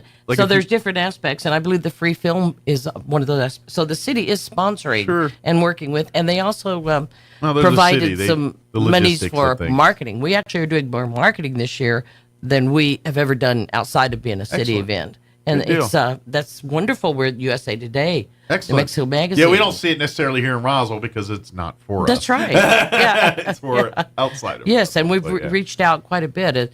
Got an advertising committee that's working on that, which I'm a member of, and of course Juliana's heading part of that up with Barb and John from the chamber, Hispano Chamber. Excellent. There's a handful of us that have worked real hard to get.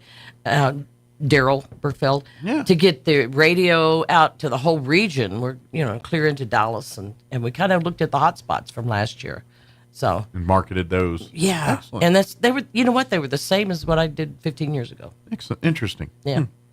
Well, come on. I just saw the time, so we better wrap this up. Oh, we could talk forever. You know that. UFOfestival.com is your one-stop shop for everything for this year's UFO Festival.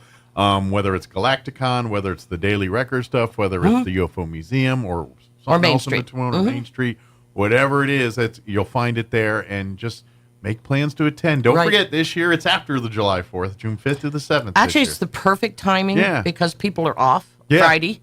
No, Thursday. And we always, when we did this thing, and whatever day 4th of July landed on, we respected and stopped at 5 o'clock so people could go then out to Cielo Grande and watch fireworks. This year it's it's just all that's done, and we can go So we're Friday, Saturday, Sunday, 5th through the 7th. Put your antennas on and get going. Right. So, excellent. You love antennas. Well, they're kind of the official status. There you go.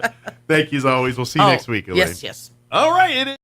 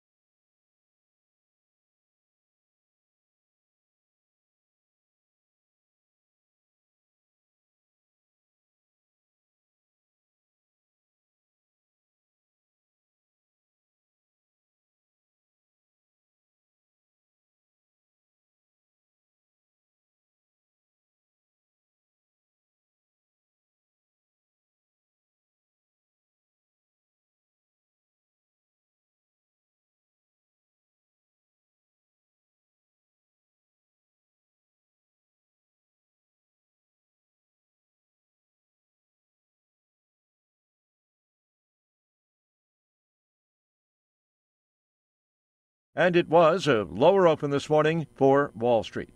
For the Wall Street Business Report, I'm Rich Thomason. This is Chad Hamill, and I'm running to be your next senator for District 32. My opponent, Candy Azell, can't defend her 20-year record in the Santa Fe swamp, so she's attacking other people's families and kids on the radio. That's the difference in this race. Candy attacks other people's kids while I'm running to protect yours. And on my record, as a fire chief, I have seen the devastation of open borders. Fentanyl overdoses are out of control. As a small business owner here in the community, I know firsthand how politicians in Santa Fe have destroyed small businesses for our communities. As a previous school board member, I know local control has been ripped away from our schools. It is time for a change. The same old just isn't working. I will be your conservative voice in Santa Fe.